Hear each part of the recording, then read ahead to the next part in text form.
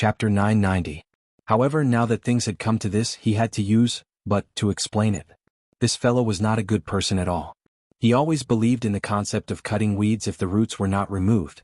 What cooperation and enmity were all nonsense. Finding Ash Cloud Xian to protect him was a lie. He wanted to find a chance to kill him. Normally, the best way was to flatten the entire Heartless Palace. However, it was impossible for him to flatten a colossus like the Heartless Palace with his current abilities. However, taking advantage of his current status as an Imperial envoy, it was still possible to think of a way to kill Grey Cloud Xian first. This was why he spent so much effort to get Ash Cloud Xian to protect him. The reason? First of all, the chances of encountering danger in the Netherworld were very high, so they really needed the help of an expert. With Grey Cloud Xian's current cultivation and the Heartless Palace's 3-in-1 sword drawing stance, he was really a suitable candidate. Just the thought of having such an expert by his side made him excited. Secondly, as he said, Ash Cloud Xian might not dare to do anything to him in the open, but it was completely possible for him to do something in the dark, especially in the Netherworld where even immortal emperors could not interfere. Now, the only way was to tie Tsangyun Xian's safety together, then Tsangyun Xian wouldn't dare to make a move against him. Lastly, this was what he wanted to do the most. As long as he brought Ash Cloud Xian with him, he would have a chance to get rid of this hidden danger. After all, Ash Cloud Xian would not dare to do anything to him at that time. Instead, he would have to work hard to protect him and he would be able to do anything to him. Such a black-hearted method of killing several birds with one arrow had always been easy for him. Is that really the case? Deming Luan looked at Yu Qianqiu suspiciously. Although he said that, he did not think that Yu Qianqiu had the guts or the ability to do anything to Ash Cloud Xian. He had underestimated Yu Qianqiu's character. If I don't do this, who can guarantee that Ash Cloud Xian will not do anything to me in the dark? Yu Qianqiu smiled bitterly as he cupped his fists and said, "Please help me, Senior Great Bright Wheel, for the sake of Senior Yun and Senior Wei." Deming Luan's eyes flickered with suspicion. He was experienced enough to sense that something was wrong. Asking his enemy to protect him? This was the first time he had heard of such a thing after living for so many years. He didn't know what this guy's brain was made of. How could he think of such a way? But after thinking about it, he felt that Yu Qianqiu's concerns were not wrong. He paused and said, "I'll try my best. As for whether the Immortal Palace will agree to your request, I can't guarantee it. Wait for my news." Thank you, Senior. I won't disturb you any longer. Go on with your business." Yu Qianqiu bowed and left. He was confident in Deming Luan's ability. Since the other party had promised to try his best, then this matter should not be far from the truth. As for what the other party would say to make the Immortal Palace agree, that was not something he should worry about. In the large conference room on the 21st floor of the World Commerce Association, under the watchful eyes of Yu Qianqiu, Hu Changshou distributed the corresponding amount of restriction-breaking pills, marrow-cleansing pills and immortal ascension pills to everyone. Everyone looked at the immortal pills in their hands with mixed feelings. Yu Qianqiu had already explained the pros and cons of taking these immortal pills. Although they could quickly improve their cultivation, there would be a certain shackle on their future cultivation after taking them. Very few people could break through to the great immortal stage and above. Looking at the complicated expressions on everyone's faces, Yu Qianqiu understood what everyone was thinking. If these immortal pills fell into the hands of ordinary soul formation cultivators with no background, they would definitely be overjoyed. But these people were not ordinary soul formation cultivators. Each of them had extraordinary wisdom. Although they were temporarily hiding here, who didn't want their cultivation to reach the peak of cultivation one day? I've already explained everything clearly to everyone. It's up to you whether you want to take it or not. I won't force you. But there's something I want to remind everyone. Yu Qianqiu looked around at everyone and said in a low voice, "If anyone is willing to take it and use it to improve their cultivation, when you go to the Immortal Ascension Passage guarded by the Immortal Palace to forge your immortal body, you must go in batches. When the first batch returns, the second batch will go again to avoid unnecessary trouble." At this point he didn't say anything else and walked out alone. As for why he didn't use the heavenly lightning to forge everyone's immortal body, he had his own considerations. The hundreds of people here were all in the open. If they used immortal pills to forcefully increase their cultivation, no one could say anything. But if they suddenly all reached the immortal realm without going through the Immortal Ascension Passage guarded by the Immortal Palace, not to mention the suspicion of others, the Immortal Palace would first set their eyes on the World Commerce Association. Some things had to be sacrificed before they could gain. It was impossible for everything to be smooth sailing forever. Yu Qianqiu could only sigh slightly. He still had to hide what he had to hide from everyone for the time being. Who knew that once he left the conference room, he would receive a jade talisman from Wei Chuanqiu, asking him to quickly go to the rooftop. Yu Qianqiu arrived at the rooftop with a face full of suspicion. Just as he was wondering what Wei Chuanqiu was doing, he saw that Deming Luan was also there. He immediately walked over cheerfully and cupped his hands. "Greetings, master." Wei Chuanqiu stared at him with an annoyed expression and asked, "What the hell are you doing? You actually need Grey Cloud Messenger to protect you? Did you take the wrong medicine?" Clearly, Deming Luan had already told them about this. "As you wish." Deming Luan snorted. "The Immortal Palace has already sent a decree to Heartless Palace's sect master Wang Qing." Yu Qianqiu's eyes instantly lit up. He asked, "Heartless Palace agreed? You don't have to worry about this." Deming Luan's gaze suddenly stared in the direction of the Heartless Palace's branch. He said indifferently, "There is no room for negotiation with the decree from the Immortal Palace. He has to agree whether he wants to or not." That's good, that's good." Yu Qianqiu rubbed his hands happily. He was worried that this matter would be troublesome. He didn't expect Deming Luan to help him settle it so quickly. He was indeed capable. Who knew that Deming Luan would look at him coldly and pour cold water on him? "Don't be too happy too early. The reason why the Immortal Palace can send this decree is because of the Immortal Emperor. The higher-ups want me to tell you that if the Immortal Emperor isn't satisfied with the result, he will hand you over to the Heartless Palace and let them do whatever they want to you." Yu Qianqiu couldn't smile anymore. It was as if something was strangling his neck. He then said awkwardly, "It should be fine. As long as Cangyun Xang cooperates with me, I won't disappoint the Immortal Emperor. Please help me pass this message to the Immortal Palace." He was indeed scared just now. After all, no one could guarantee that the Immortal Emperor would be satisfied with what they came up with. But on second thought, if he really messed things up, he really didn't believe that the Immortal Palace had the ability to capture him. He still had some confidence in his ability to escape. Deming Luan nodded slightly. His gaze paused on Wei Chuanqiu and Yun Peng's faces. Then he slowly took out a golden token and handed it to Yu Qianqiu. "You said you want to go to the Netherworld, but the Netherworld is not like the Celestial Realm. It is already out of the Immortal Palace's control. It is the Emperor of the Underworld's territory. Plus, the Emperor of the Underworld and the Immortal Emperor have always had small conflicts. No one can guarantee their safety if they go there. Most importantly, even though the Emperor of the Underworld is revered in the Netherworld, because the territory is too vast, the majority of the places have always been in a chaotic situation where warlords are divided. This is the token of authority of the World Commerce Chamber of Commerce. Maybe it can help you at a critical moment." Wei Chuanqiu and Yun Peng looked at each other without saying anything. They both glanced at Yun Peng with complicated expressions. Yu Qianqiu, who received the token, was also slightly startled. On one side of the golden token, the World Commerce Chamber of Commerce's logo was engraved. On the other side, there was a moonlit night scene of clouds passing by and a bright moon shining in the sky. This token was the symbol of him, Deming Luan, representing the Immortal Palace to be in charge of the World Commerce Chamber of Commerce. Regardless of whether this token was useful in the Netherworld or not, Yu Qianqiu would remember the Deming Luan's friendship. However, this was a different matter.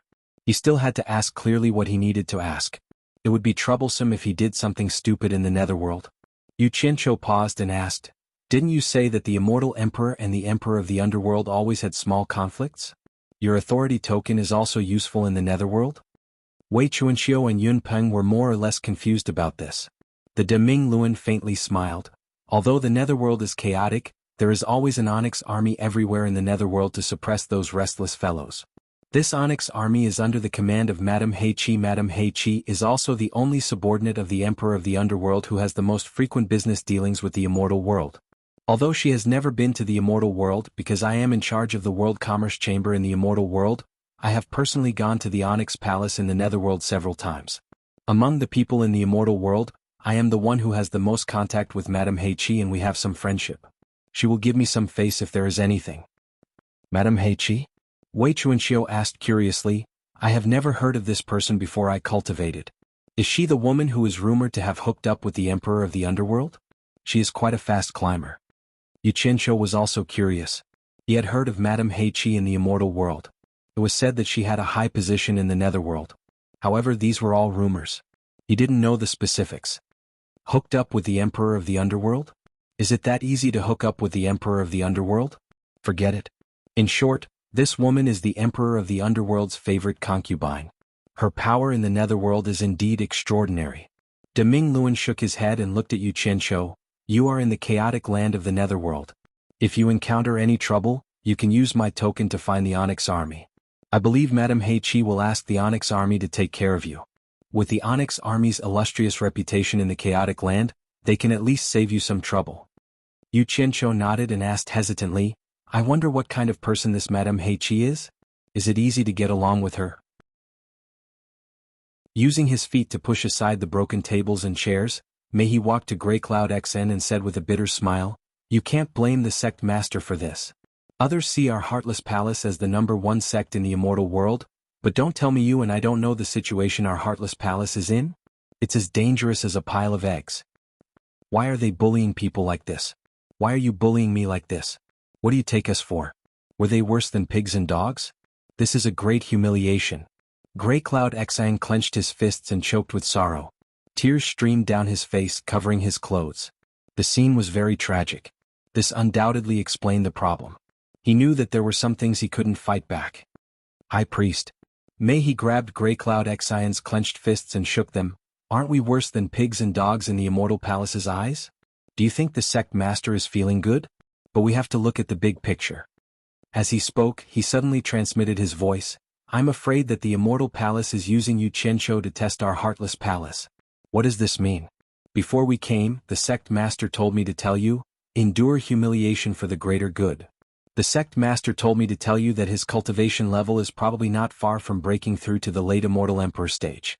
Also, our Heartless Palace already has the 6th form of the sword drawing style. The sect master has been hiding it all this time, waiting for the moment when he's certain of victory. Grey Cloud Xion's body shook when he heard this. His eyes were filled with tears as he exclaimed, the 6th form. Could it be that the sect master? He wanted to say that the sect master was waiting for the right time to challenge the immortal emperor, but He patted his fists and stopped him with telepathic transmission. High Priest, be careful with your words. The sect leader has never mentioned this matter to anyone. He doesn't even feel at ease communicating with you through the transmission technique. But in order to let you know what's going on, he leaked this matter and specially asked me to make this trip. We can't let down the sect leader's painstaking efforts. What the sect master needs the most now is time. Once the time is right, all the old and new grudges can be settled in one day.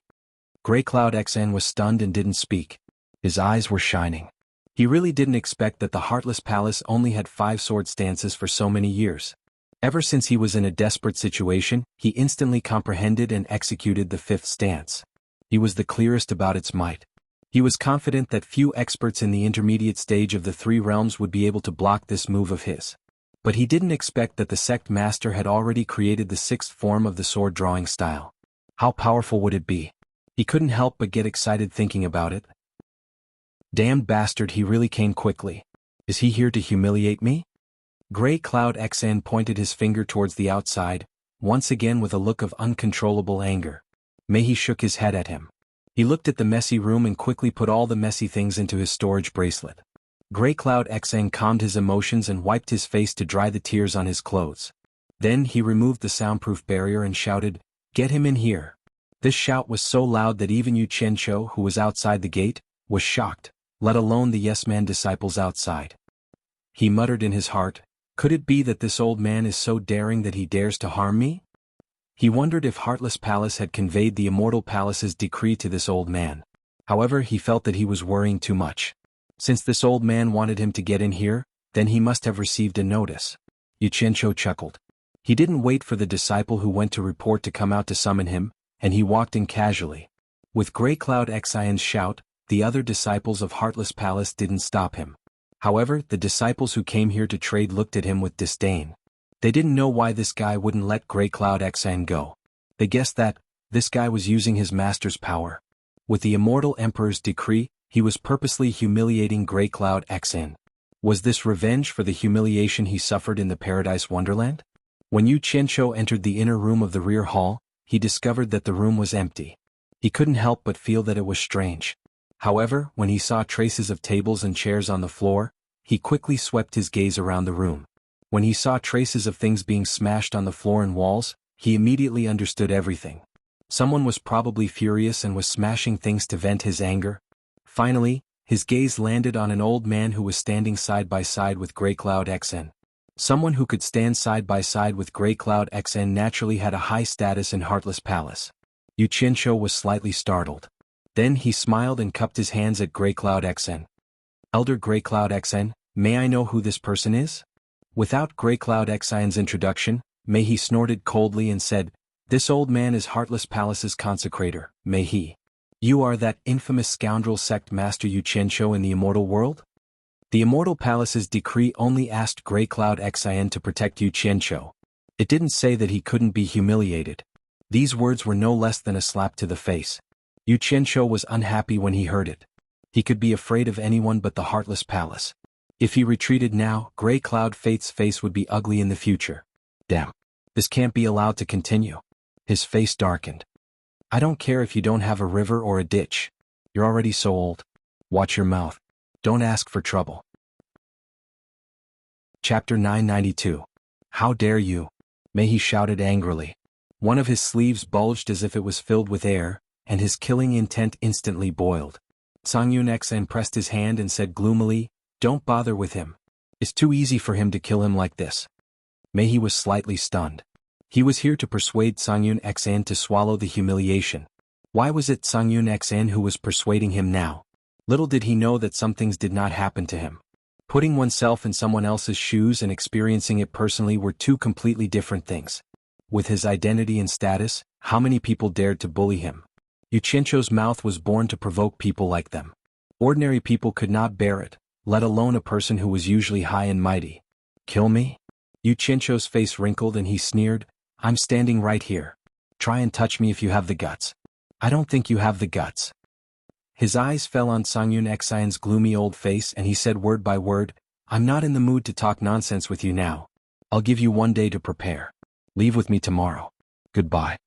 He turned and left. You're courting death. Songyun XN shouted. He was indeed irritated. Mei He was shocked and quickly pulled him back. Yu Qianqiu looked back at the two of them and sneered.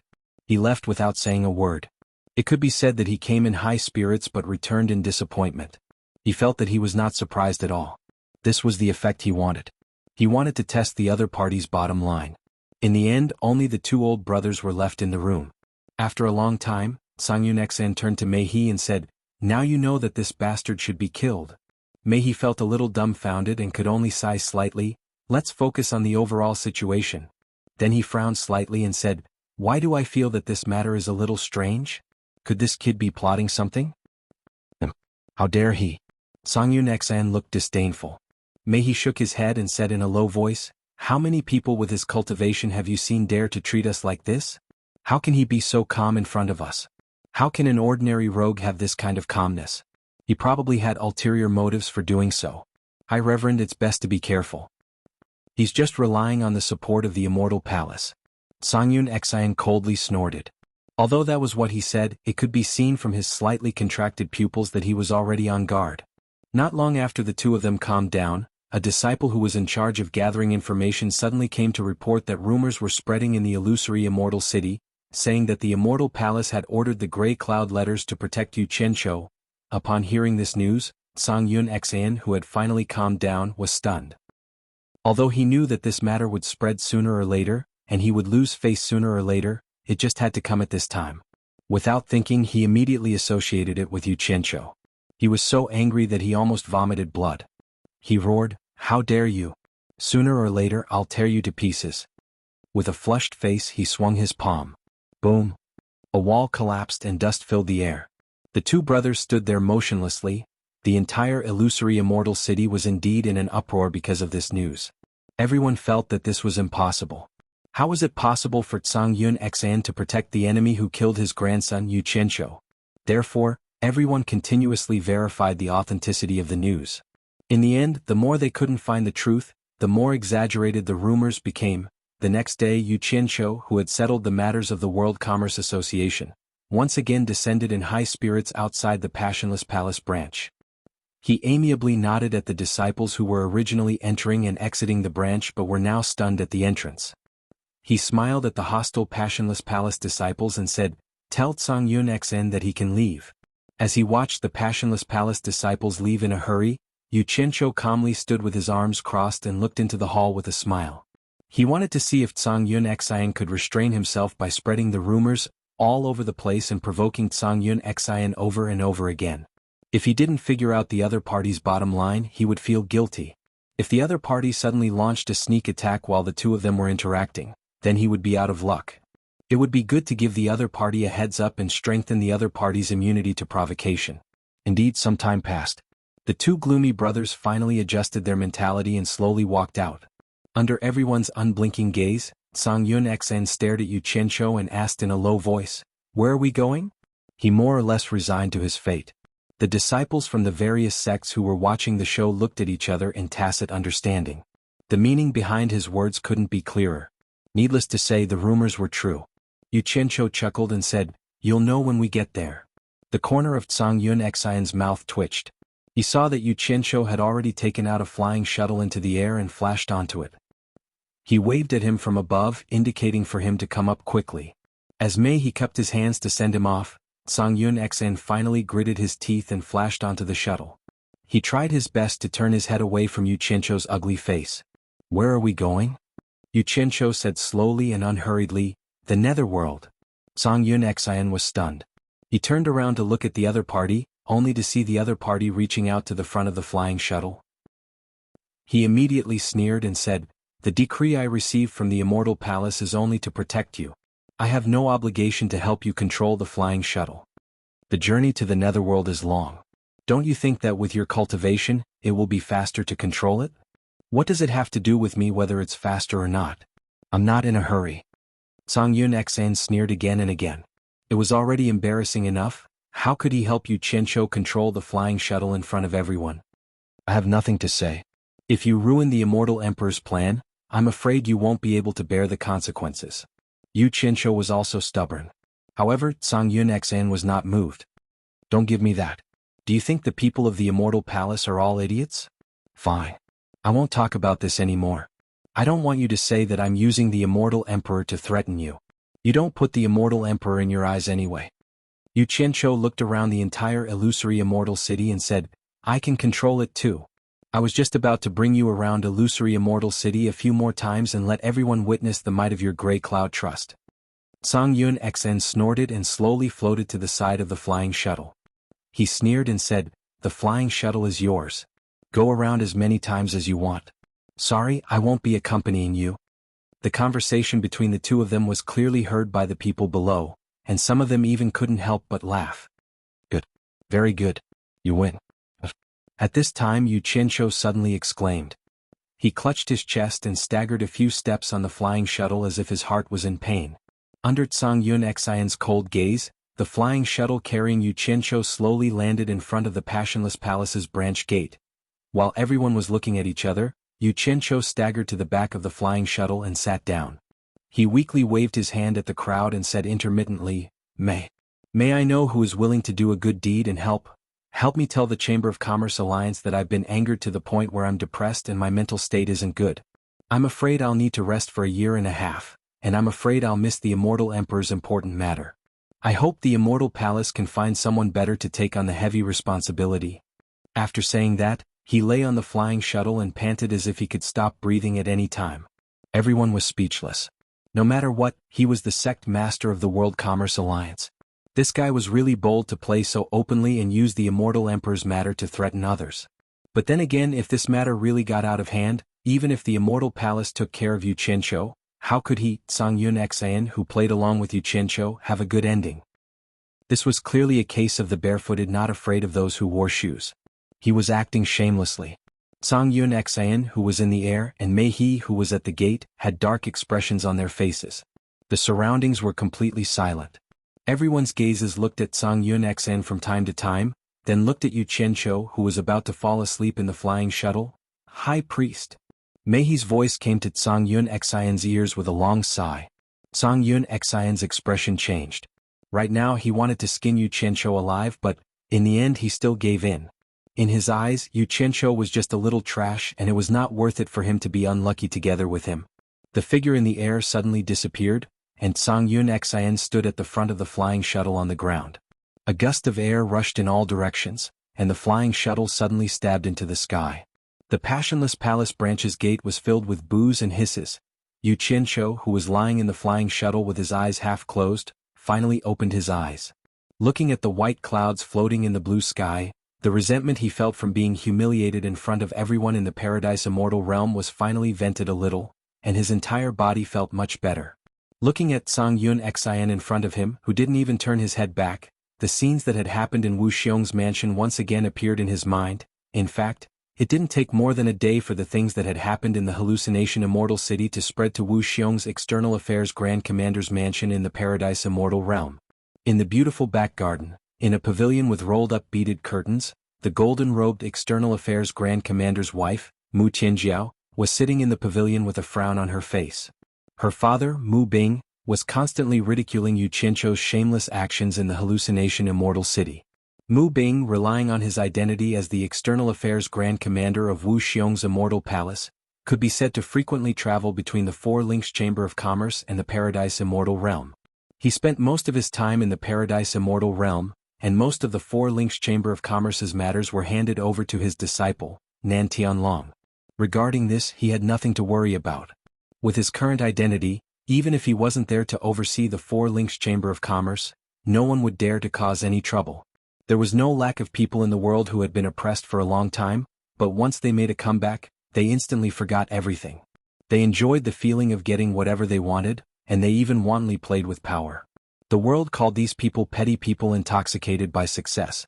Mu Tianjiao held her forehead with one hand and placed her elbow on the stone table with a plate of fruits and ambrosia. I just don't understand why the Celestial Emperor would let that shameless person compose a song. It's simply the biggest joke in the world, Father. Mu Tianjiao, who was deep in thought, suddenly raised her head and stopped Mu Bing from continuing. Her eyes were faintly filled with grief and indignation as she said, Father, how dare you talk about the Celestial Emperor behind his back? Aren't you afraid of incurring his wrath and implicating me in Wu Xiong? Mu Bing's expression changed and he quickly looked around. Seeing that there was no one around, he heaved a sigh of relief, but his heart was still pounding. He also knew that he had gotten a little carried away just now and spoke without thinking. However, the atmosphere in the pavilion became a little awkward. Mu Bing was now more or less a taboo towards this daughter of his. After all of his glory came from this daughter. In the end, it was Mu Tianjiao's expression that eased first. No matter how bad the other party was, he was still her father. She faintly sighed and said, Father, please don't talk nonsense in the future. Just treat it as thinking about your daughter's happiness and leave some leeway in your mouth. Of course. It was just a slip of the tongue, that's all. Seeing that his daughter was no longer angry, Mu Bing quickly took the opportunity to explain, I'm not talking about the Celestial Emperor. In fact, what I want to say is that the real culprit is that woman with the surname Lu. She must have said something to Immortal Empress Ji Wu. Otherwise, why would the Celestial Emperor let the Yu Qianqiu compose a song? Look at that Yu Qianqiu, he's a typical despicable person. Once he succeeds, he considers everyone beneath him and acts recklessly in the illusionary immortal city. Mu Tianjiao slowly stood up, looked at Mu Bing and earnestly said, Father, listen to me. After all, the Yu Qianqiu once did our Mu clan a favor. Back in the Divine Ruin realm, if it wasn't for his help, I would have already died there. Even if we don't put that aside, he doesn't have any deep hatred towards us, so why do you hate him so much? Just why? It's just that I can't stand his despicable behavior. Mu Bing weakly replied. In reality, it was because Yu Qianqiu made him lose face at Mu Tianjiao's wedding last time. His current temperament no longer allowed his subordinates to be rude to him, and Yu Qianqiu was now a typical servant in his eyes.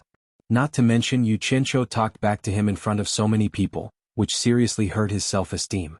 Recently, he had already prepared to use his powerful influence to teach Yu Qianqiu a good lesson and let Yu Qianqiu know what it meant to have a difference in status. Who would have thought that at this time, Yu Qianqiu would suddenly receive the decree of the Celestial Emperor? A decree personally issued by the Celestial Emperor. While Mu Bing felt a taboo, he was also a little jealous. As Wu Xiong's father-in-law, he had never received a decree from the Celestial Emperor, but a lowly servant actually received such an honor. Old resentment and current jealousy made his heart feel very uncomfortable. Whether he is a true gentleman or a despicable person, it has nothing to do with us. Mu Tianjiao suddenly paused as if she noticed something. Her bright eyes stared at Mu Bing's face and she bit her lips. Father, do you want to do something to him? What does father-in-law want to do to who? A hearty laughter suddenly came from outside. The father and daughter turned their heads to look and saw Wu Xiong striding from the entrance of the garden with a smile on his face. Mu Bing also immediately smiled and quickly walked out of the pavilion. He looked at Wu Xiong and smiled. The Grand Commander has returned. Father-in-law. Wu Xiong very politely clasped his hands together, then reached out to grab Mu Qianjiao's hand. The two of them smiled at each other and walked into the pavilion. They sat on opposite sides of the stone table, giving off the feeling that they were close friends. Wu Xiong looked at Mu Bing, who followed them in, then looked at Mu Qianjiao and asked, Madam, what did you say father-in-law wants to do? Why don't you tell me? Once the Four Links Chamber of Commerce had enough capital to expand, it wouldn't be too late to establish a branch in hallucinatory Immortal City. In fact, most sects and chambers of commerce did this. Sometimes moving too fast might not be a good thing. What does father-in-law think? Since he said so, what else could Mu Bing say? He nodded awkwardly. He was too embarrassed to face his daughter here, so he squeezed out a smile and said, I have something to do at home, so I'll go back first. Wu Xiong could feel Mu Bing's awkwardness and also felt a little embarrassed. After all, this was caused by him. He immediately stretched out his hand and said with a smile, I'll see you off, father-in-law. Mu Qianjiao bit her lips as she watched the two men leave. Tears flowed uncontrollably from her eyes. She never thought that something she held so firmly would be so disdainful in her father's eyes, as if he could abandon it at any time. Outside the External Affairs Grand Commander's residence, one could see the undulating mountains and the beautiful scenery. Wu Xiong, who had sent Mu Bing to the edge of the cliff, looked at the ashen-faced Mu Bing and said with a faint smile, We're all family. Father-in-law, please don't take Madam's words to heart. You should know that she has no ill intentions towards you. Mu Bing's lips moved. After a moment of hesitation he said, It's not like that. The reason why Qianjiao is so angry is that Yu Qianqiu is to blame. Yu Qianqiu? Wu Xiong was stunned. For a moment he couldn't figure out why this matter had something to do with Yu Qianqiu. He asked in surprise, What does it have to do with Yu Qianqiu? She was fine before. It was only because she heard about Yu Qianqiu's shameless actions in the mystic Immortal City that she became unhappy after I said a few words about Yu Qianqiu. That's why she lost her temper and wanted me, her father, to leave. Sigh. Mu Bing's eyes flickered. Wu Xiong's gaze instantly turned cold. He looked at Mu Bing and said indifferently, What do you mean by this? Please don't misunderstand, Grand Commander. It's not what you think. Mu Bing waved his hand. He naturally wouldn't say that he wanted to use someone else to do his dirty work. He sighed and explained, Grand Commander, you might not know this, but when Yu Qianqiu first came to my Four Links Chamber of Commerce, he once pursued Tianjiao. I could tell at a glance that he wasn't a good person, so I firmly opposed him. Tianjiao also didn't take a liking to him, but I couldn't stand that guy's relentless pestering, so I might have been tempted. Fortunately, I noticed that something was wrong in time and drove that kid away. However, that kid couldn't forget my Tianjiao. Later, when the Grand Commander proposed to you, that kid was afraid of the Grand Commander's prestige and gave up. However, I never imagined that you would invite him on the day of your wedding. That's why I was so unhappy at the time and was a little rude to him. A suppressed murderous aura faintly circulated around Wu Xiong's body. How many men could tolerate another man coveting their beloved woman? His eyes flickered as he recalled Mu Qianjiao's first night. He felt that she hadn't done anything wrong to him, so his killing intent gradually retracted. Wu Xiong said indifferently, Father-in-law, let's not mention the past. Otherwise it won't be good for anyone. Not to mention, I don't want to pursue the past. Mu Bing was slightly surprised. He didn't think that Wu Xiong would be so magnanimous. However, when he recalled the killing intent Wu Xiong emitted earlier, he regained his confidence and said, But I can't stand to see such an ambiguous matter. That kid's mouth is famous for being foul. I'm afraid that he will say something that will affect Tianjiao's reputation.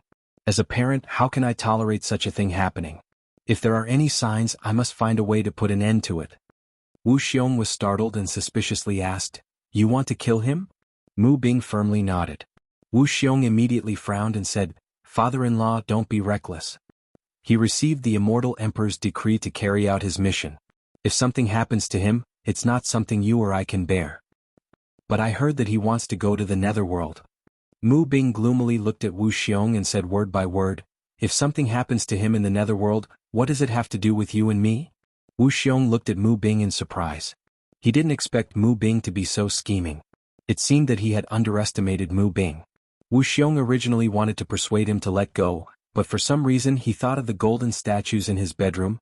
It was a gift from Yu Qianqiu to congratulate him on his wedding. It had always been placed on Mu Qianjiao's dressing table with the words "Forever" and "Earth" carved on it. Occasionally he would see Mu Qianjiao staring at the golden statue in a daze. When he asked her why, she said that she hoped the two of them could be as eternal as the words carved on the statue. However, at this moment he couldn't help but have a big question mark in his heart. Was there no other reason? For a moment he felt a stabbing pain in his heart. Wu Xiong slowly said, "Father-in-law, you should give up. He has Cangyun Xian by his side to protect him. Right now, Cangyun Xian's cultivation has reached the mid-stage of the Immortal Emperor stage. He has also mastered the Heartless Palace's famous 3 swords as one sword drawing form. Not to mention father-in-law, even I am not his match." Although Wu Xiong's words were meant to dissuade him, Mu Bing's 7 apertures were miraculously smooth today. Their hearts were connected, and he could actually hear the softness in Wu Xiong's tone. Therefore it could be said that sometimes, the power of hatred was extraordinary and could make people stronger. Mu Bing sneered and said, "Cangyun Xian has a grudge with him for killing his grandson. I don't believe that Cangyun Xian can protect him at all times without any complaints. Moreover, the netherworld is chaotic. Anything can happen. If something happens to Yu Qianqiu, what can Cangyun Xian do?" Hearing this, Wu Xiong was even more surprised. He couldn't help but size up Mu Bing again. How could a person with such schemes and methods manage the 4 links Chamber of Commerce to such a state? He originally wanted to test Mu Bing to see how capable he was. If he really had the ability, there was no harm in letting him try. If he didn't, then it was better to let him give up on the idea as soon as possible to avoid unnecessary trouble. However, he didn't expect Mu Bing to have some tricks up his sleeve. Wu Xiong still wanted to test him, so he slowly shook his head and said, "Even if Cangyun Xian has times of carelessness, that guy is also a capable person. I'm sure father-in-law has heard of the battle at the Life and Death Mound. I'm afraid ordinary people are not his match." The meaning behind his words was very clear. He was saying that Mu Bing was not Yu Qianqiu's match. It's fine that I'm not his match. Humans die for wealth and birds die for food.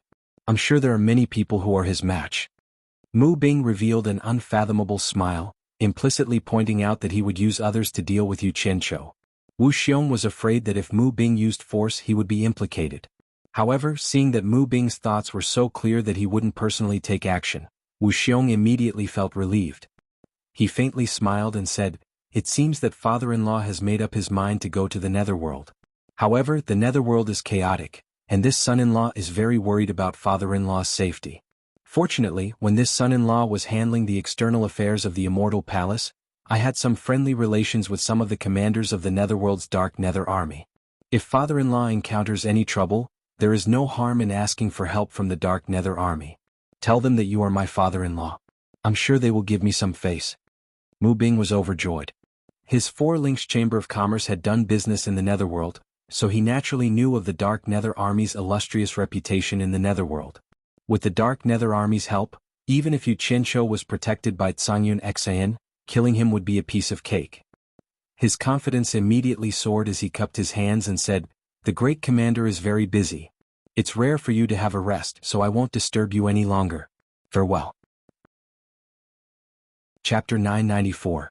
The reason why he spent so much effort to nag in front of Wu Xiong was to get Wu Xiong to agree, but the most important reason was to gain Wu Xiong's support. No matter how stupid he was, he knew that Wu Xiong had been the external affairs commander of the Immortal Palace for so many years. It was impossible that he didn't have any power in the netherworld that he could borrow. If that was the case, then Wu Xiong wouldn't have held this position for so many years. It could also be described as incompetent. How could the Immortal Emperor let an incompetent person be the external affairs commander of the Immortal Palace? "Father-in-law, have a safe trip. I won't see you off."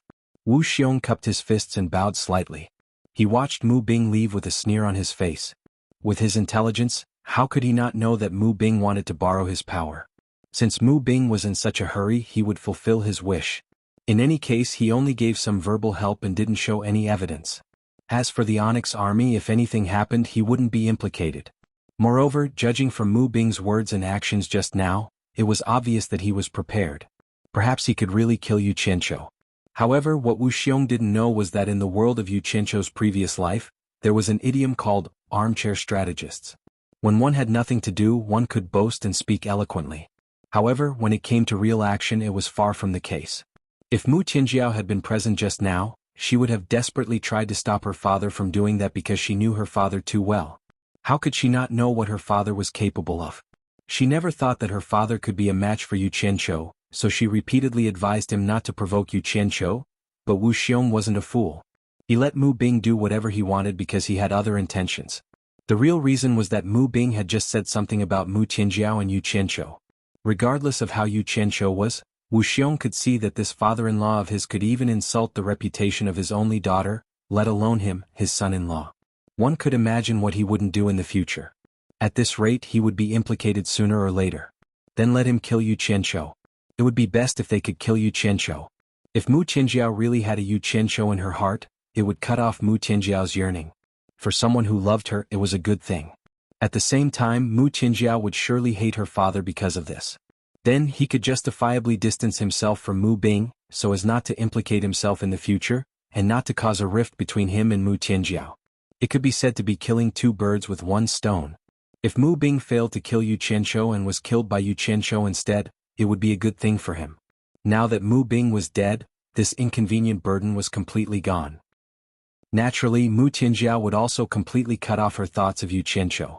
One could imagine how she would treat the person who killed her father. Similarly, it was killing two birds with one stone.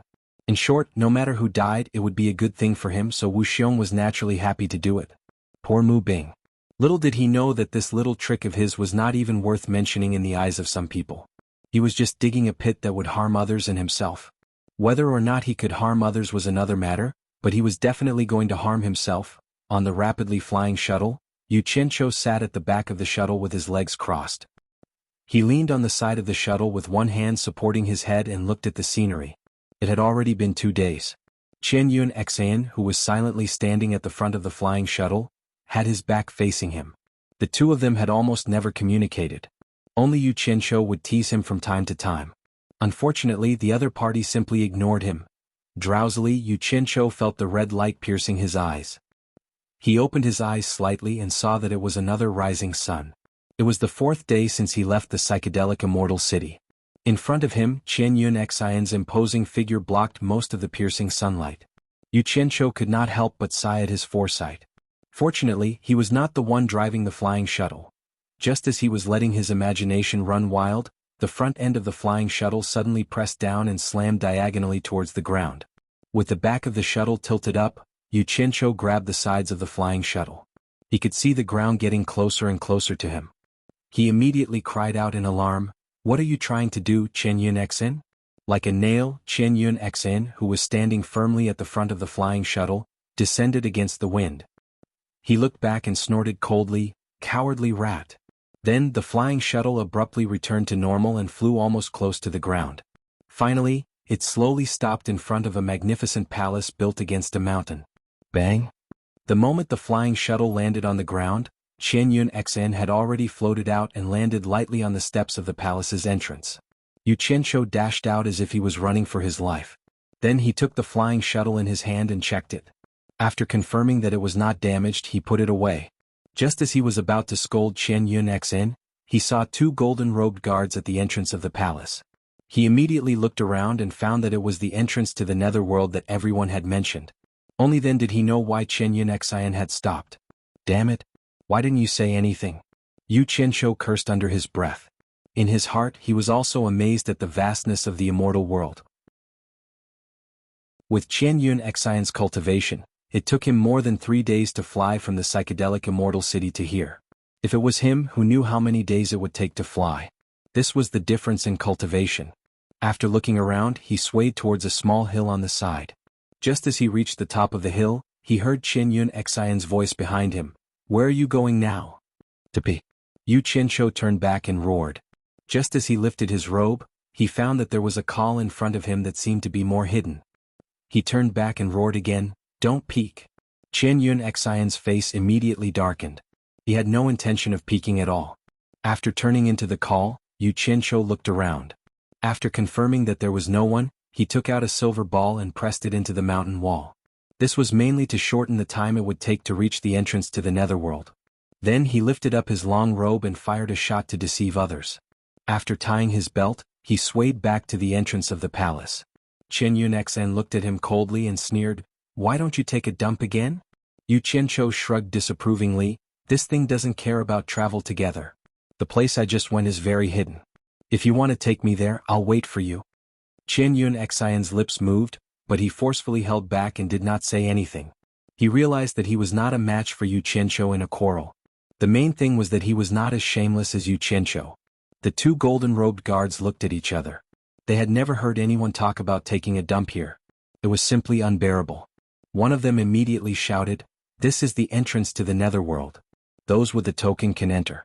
Those without the token are not allowed to make a ruckus here. Leave quickly." Yu Qianzhou immediately took out his netherworld passage token and waved it in front of the ash cloud messenger in a threatening manner. It was as if he was saying, "Did you hear that? Those without the token are not allowed to make a ruckus here. I can make a ruckus with the token. If you don't have it, you better shut up obediently." Chen Yunxin's face darkened again. Although their heartless palace had the netherworld token, it had always been used by groups. They would rarely give it to a single person unless there was something important. He immediately said in a deep voice, "If you want to go in alone without me, this old man will be more than happy to do so." Yu Qianzhou rolled his eyes and snorted coldly as if saying, "In your dreams." Then he walked up to the guards and handed over the token for them to check. After confirming it, the guards let the two of them in. The two of them walked in one after the other. There was nothing in the hall. The four walls were chiseled with knives and axes, and there was only a long tunnel. The tunnel was abnormally dark and it was frighteningly quiet. Only the sound of their footsteps could be heard. At the end of the tunnel, there was a ball of black light spinning tirelessly. It was unknown how many years it had been spinning here. "You go in first." Yu Qianzhou moved to the side. After all, he had never been to the netherworld, so he was more or less unsure. Chen Yunxin snorted coldly and disappeared into the spinning black light in a flash. Yu Qianzhou hesitated for a long time, but he finally plucked up his courage and jumped in. The moment he entered the spinning black light, colorful flowing lights appeared in front of him. An unknown gravitational force sucked him in, and when there was a flash of light, he was spat out. The sky was dark and there was no light from the sun or the moon.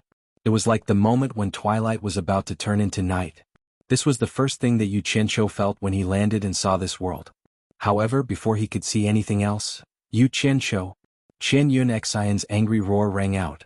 Yu Qianzhou looked over and saw over a dozen black-armored, knife-wielding soldiers surrounding Grey Cloud Xn. Grey Cloud Xn was looking at Yu Qianzhou as if he wanted to swallow him alive. Damn it! Could it be that the netherworld was in such chaos? It really lived up to its reputation. Before he could figure out what was going on, a stocky armored general appeared in front of him.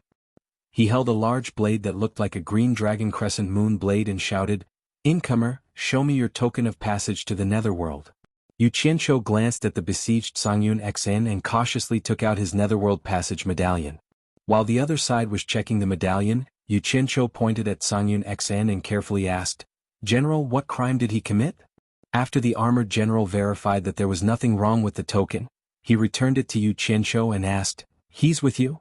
Yu Qianzhou's eyes flickered. He could not figure out the situation, nor did he know what kind of crime Chen Yunxin had committed. If he was with him, would he be implicated? As soon as he hesitated, Chen Yunxin panicked and roared, "Yu Qianzhou, what do you think you're doing?" Yu Qianzhou looked at the situation around him. There weren't many people here, so he guessed that these people might not be a match for Chen Yunxin. He replied weakly, "He's with me. Is there a problem?" The armored general immediately rolled his eyes and snapped, "No problem, all of you scram." The dozen or so saber-wielding soldiers surrounding Grey Cloud Xn also flashed back. Yu Qianzhou walked up to Grey Cloud Xn, who was glaring at him with fire in his eyes, and asked suspiciously, "What did you do? You made such a big fuss and almost implicated me. Do you really not know?" Chen Yunxin's eyes were about to pop out of their sockets. "I just came in. How would I know what you did?" Yu Qianzhou was confused.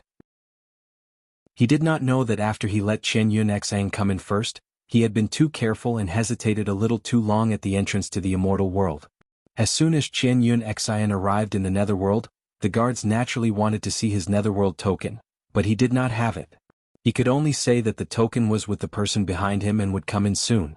But what made him panic was that after waiting for a long time, Yu Qianqiu still didn't come in.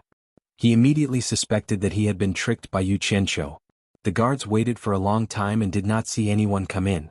They naturally suspected that he was a trespasser and immediately surrounded him. Fortunately, the guards realized that Chen Yun Xian's cultivation was very high. It was probably not something they could handle, so they didn't make a move. Otherwise they would have captured Chen Yun Xian first. It was also at this critical moment that the late Yu Qianqiu finally came. This was what happened. Chen Yun Xian saw that he did not look like he was lying. After a bit of analysis he felt that he was not lying. If he really wanted to harm him he would not have come in. Even if he came in he could have denied not knowing him and caused a conflict between him and the guards. He paused and said, "This should be your first time in the netherworld, right?" Yu Qianqiu's brain was still somewhat good. After hearing his question and looking at the guards at the entrance, he pondered for a bit and understood what was going on. However, he did not regret not taking the opportunity to trick Chen Yun Xian, because it was useless now. With Chen Yun Xian's ability, if he was forced into a corner, he could easily escape back to the immortal world. The exit was right in front of him, and the guards here should not be able to stop him. Yu Qianqiu replied with a non-committal N, indicating that it was indeed his first time in the netherworld.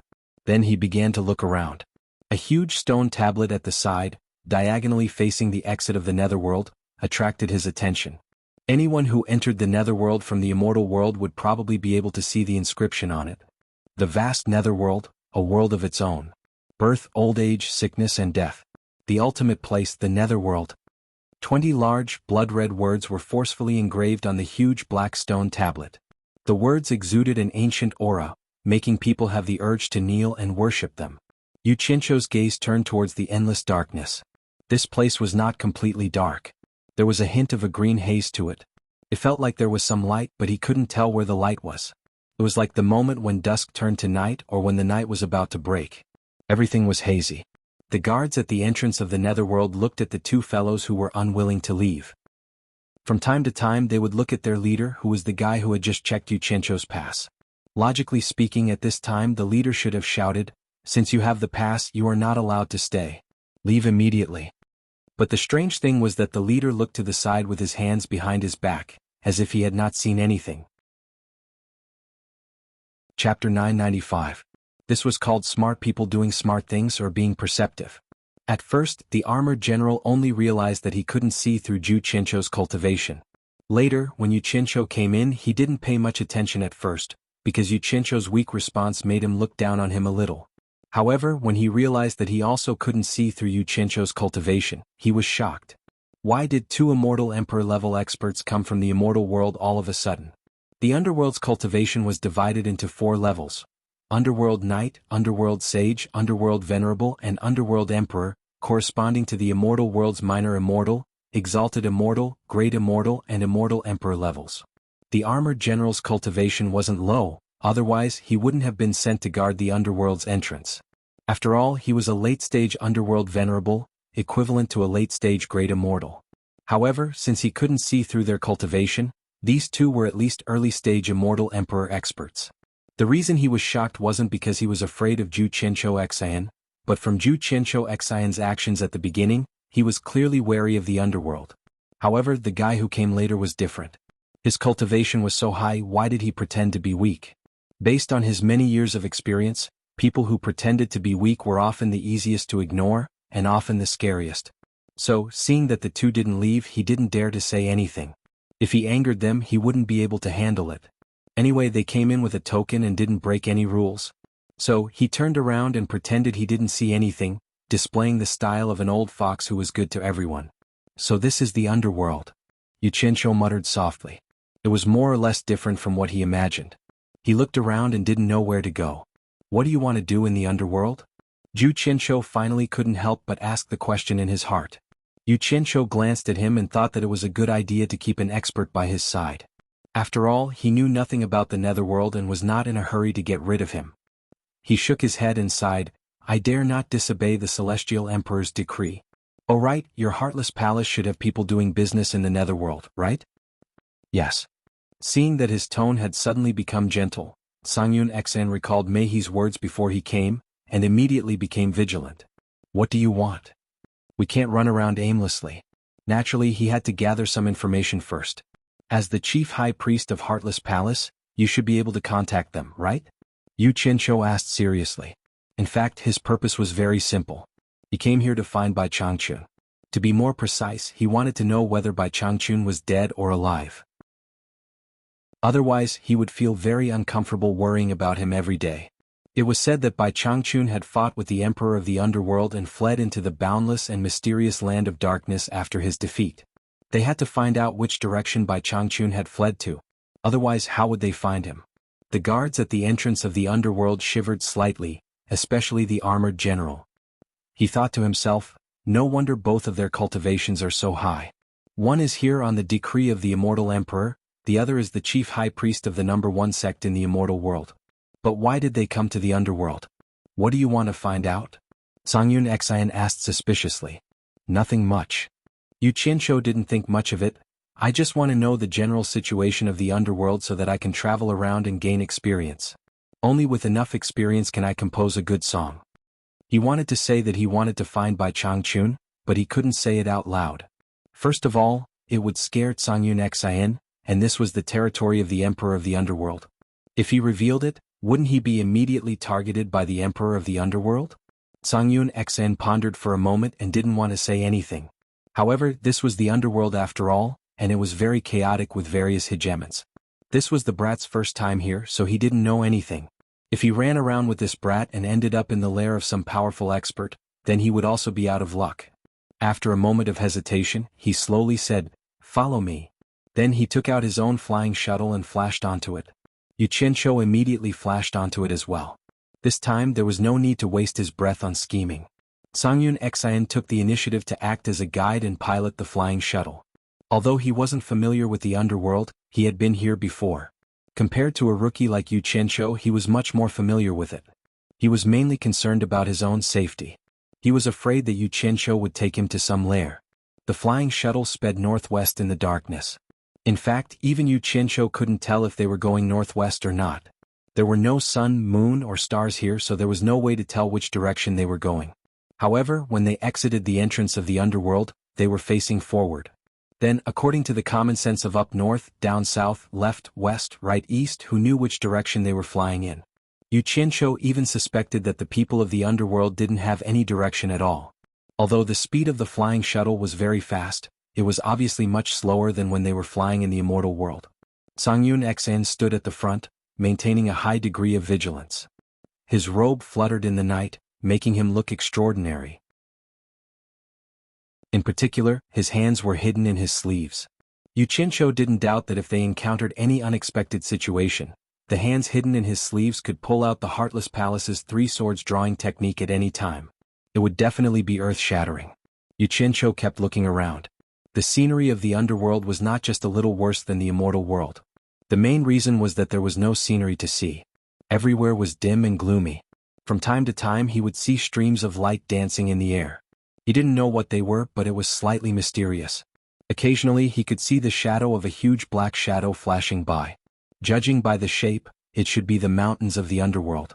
I say, High Consecrator Songyun, where are you taking me? Yu Qianqiu had lost count of the number of times he had asked this question. The annoyed ash-gray cloud Xen finally spat out 4 words, Twilight City. Twilight City? Yu Qianqiu was slightly stunned.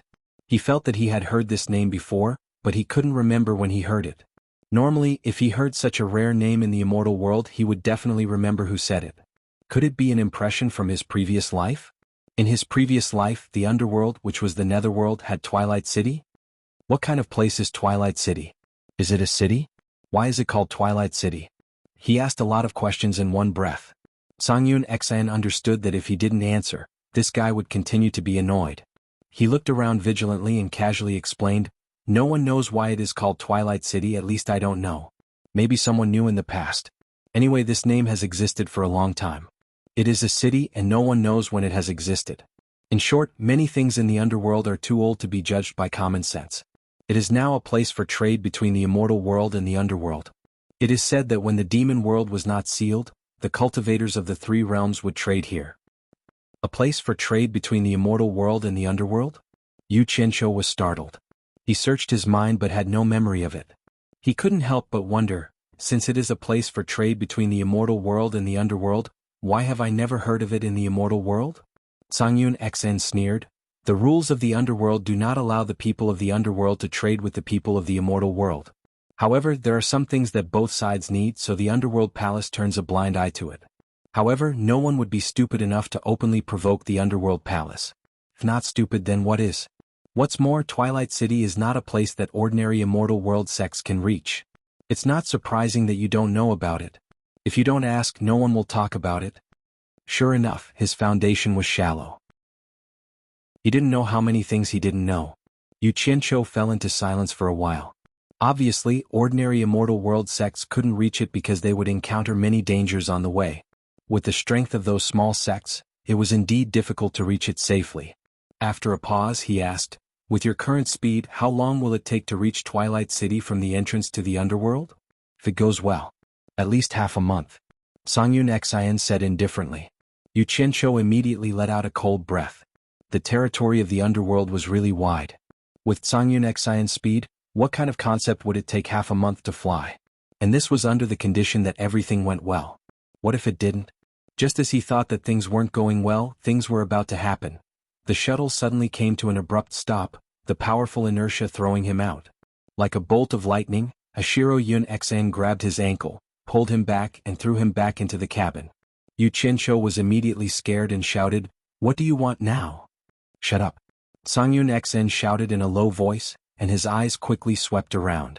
Yu Qianqiu immediately found that there was something wrong with his expression. He also looked around and found that there was a faint gray fog in the darkness. If he didn't look carefully, he wouldn't have noticed it. He immediately asked carefully, "What's wrong? Is there something wrong?" "We have been in this gray fog for several hours, and we are trapped by the formation." Sangyun Xn pointed to the shadowy peaks around them, but when he said this, his expression was unusually calm, and his eyes were full of strong confidence. Suddenly Yu Qianqiu felt a lot more relieved. He suddenly said indifferently to the void, "I don't know which friend is playing a joke here. This Sangyun Xian has accidentally disturbed this place. I hope this friend will be magnanimous and let us go. This Sangyun Xian will be very grateful." Yu Qianqiu was not afraid. He could go back at any time. While he was looking around curiously, he suddenly heard laughter coming from all directions. He couldn't tell whether it was a man's voice or a woman's voice. It seemed to be far and close, and from time to time, it gave people the feeling that it was lying next to your ear and laughing.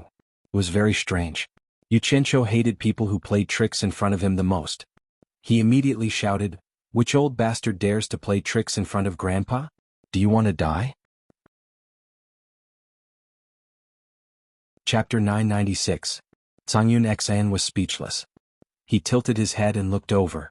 You didn't even know whether the enemy was strong or weak, and you already started scolding him. If it was an expert that you couldn't afford to offend, you wouldn't even have the chance to regret it. However, Yu Qianqiu politely followed the routine and ignored him. Yu Qianqiu's strange laughter was suddenly cut off. He couldn't help but look at Yu Qianqiu again, guessing that he had been scolded to stop. Sangyun Xn couldn't help but feel a little depressed. It seemed that this guy was always arrogant and didn't fear anyone, not just him.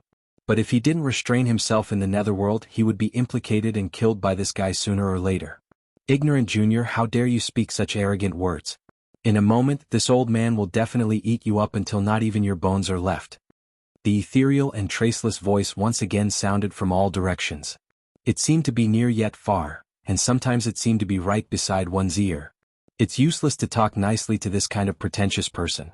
He's just asking for a scolding. Look, he's exposed. What an old guy.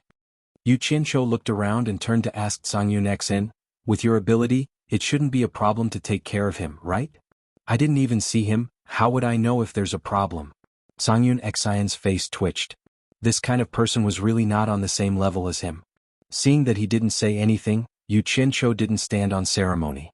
He took a step forward, stepped on the side of the ship, and waved his hand at the night sky, shouting, "Old bastard, I'm warning you, the person next to me is a top expert, Sangyun Xn, the chief consecrator of the #1 sect in the celestial world, Heartless Palace. If you know what's good for you, hurry up and give way or he won't be polite to you." He had never seen such a shameless person. Just as Grey Cloud Xn glared at him, the faintly discernible voice laughed and said, "I've heard of the Celestial Realm's Heartless Palace's sect Master Wang Qing, but I've never heard of this or that. But even if the sect master of the Heartless Palace, Wang Qing, is here, so what? This is the netherworld, it's not the place for people from the celestial world to be arrogant. Yu Qianqiu immediately pointed around and shook his head at Sang Yun Xen. This old thing is obviously looking down on you. In fact, Qing Yun Xian had already used his perception to scan the surroundings during this period of time. His eyes flickered as he looked around and said, I have no enmity with Sir and do not wish to have any conflict with Sir. I hope that Sir will stop here, alright? Yu Qianqiu's spirit was instantly lifted. He could hear a hint of an ultimatum in his words. It seemed like the show was about to start. Stop. The faintly discernible voice giggled. What a joke. I haven't even made a move. The center of the wave exploded into a splash of white water that was hundreds of meters high, charging straight at the flying shuttle above. F***CK. Yu Qianqiu let out a strange cry.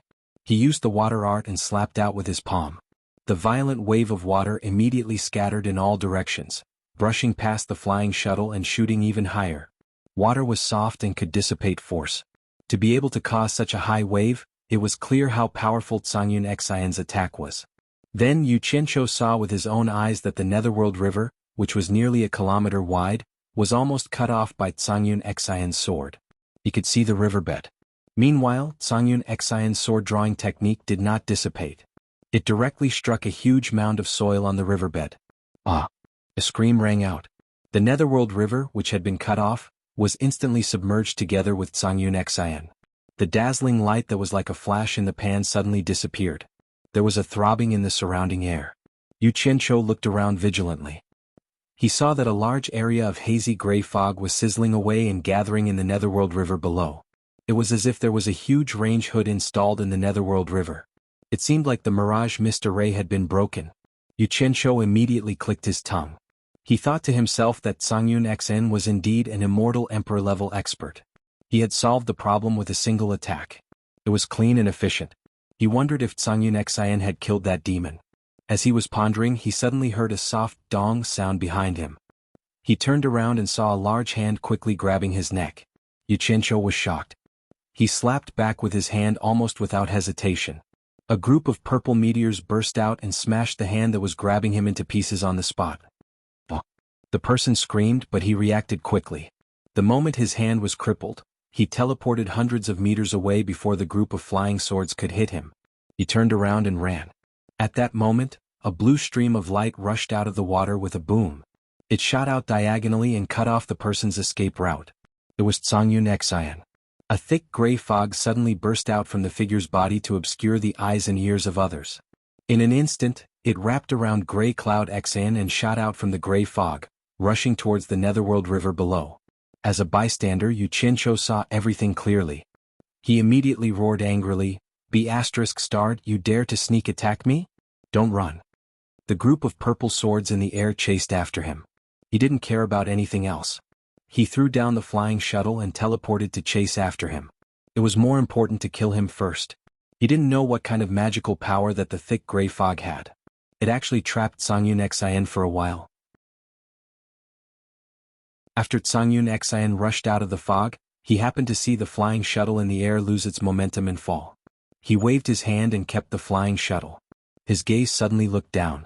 Just as the person who was fleeing in panic entered the water, close to 100 purple flying swords shot into the water like cannons. Yu Qianqiu, who was in hot pursuit, shouted angrily, "Trying to run?" As he gave chase, he fiercely sent out a palm strike. The surging Netherworld River below instantly became sparkling and translucent. Sang Yun Xian's pupils shrank. He couldn't help but let out a cold breath. Although he had heard of the legend of Yu Qianqiu freezing the life and death mound in illusory Immortal City, it wasn't as shocking as seeing it with his own eyes. A river that was close to 1,000 meters wide was instantly frozen. "Great Immortal, please spare me. Great Immortal, please spare me. I know my mistake, I know my mistake." A sorrowful voice came from the glacier below. Yu Qianqiu landed on the ice. He looked down with a sinister gaze. He seemed to be considering whether or not to kill. Sang Yun Xian kept the sword in his hand and landed on the ice. He was speechless when he saw the crystal-clear situation below. The frozen person was surrounded by hundreds of purple flying swords. Some of the flying swords even stabbed into his body. If Yu Qianqiu hadn't stopped in time, that person would have been stabbed into a hedgehog. That person was actually depressed. He couldn't understand why the river suddenly froze. He was surrounded by hundreds of flying swords in just a short while. If it was an ordinary flying sword, he would not be afraid. However, he had already experienced these flying swords. Not only were they incomparably sharp, they seemed to be his natural nemesis. His cultivation was like nothing in front of them. Once he got close, he could feel a strong sense of suppression. Without a doubt, they could easily beat him into a cork. He had no way of blocking them. This person is a river clam that has cultivated successfully. His cultivation has reached the early stage of Underworld Venerable. It is equivalent to the early stage Great Immortal in the Immortal World. Songyun Xian said indifferently. He had clearly seen the person's true form in the river. River clam? Early stage Underworld Venerable? Yu Qianqiu raised his eyebrows. He seemed to understand something. He took a few steps forward. The ice under his feet melted and he quickly sank down. He landed in front of the pitiful man who was trapped and looked him up and down. The man was dark and skinny and he didn't look old. His eyes were filled with fear and his pupils were spinning around. Other than the wounds caused by his flying swords, there were a few long bloody wounds. It was obvious that he was injured by Songyun Xian. Yu Qianqiu snorted coldly. He shook his sleeve and a small green bead appeared in his hand.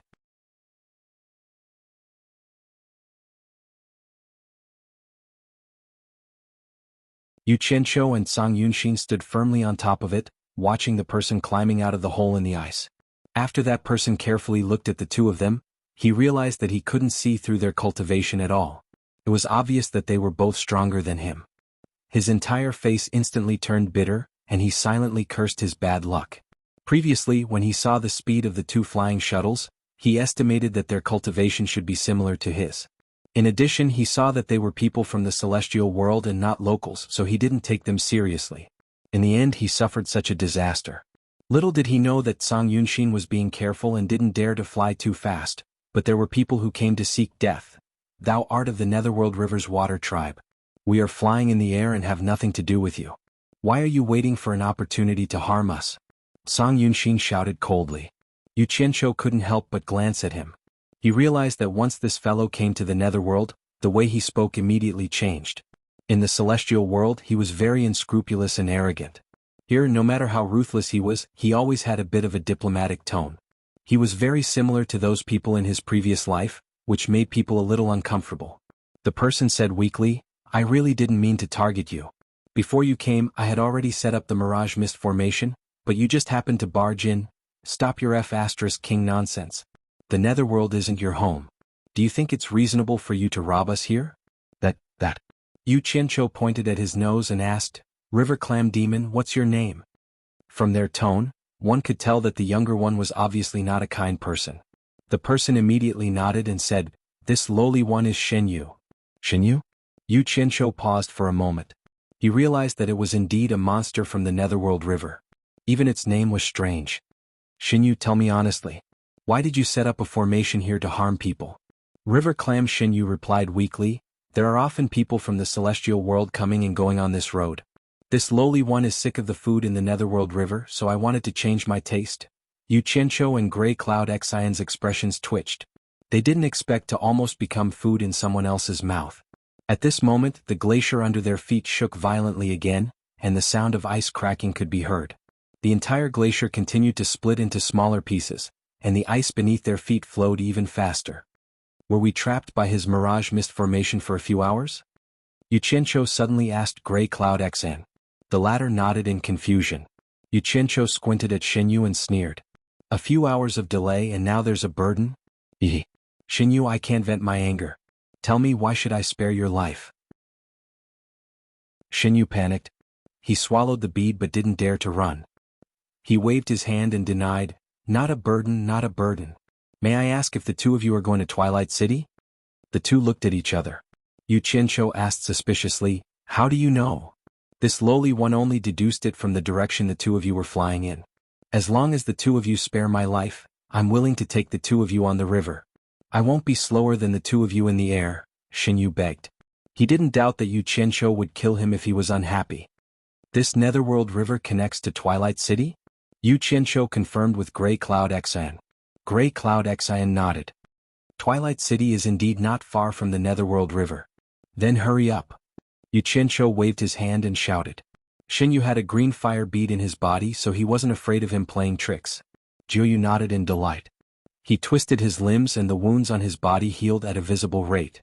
Even his palm, which had been blasted apart by the flying sword, had recovered to its original state. However, his dark face appeared somewhat pale.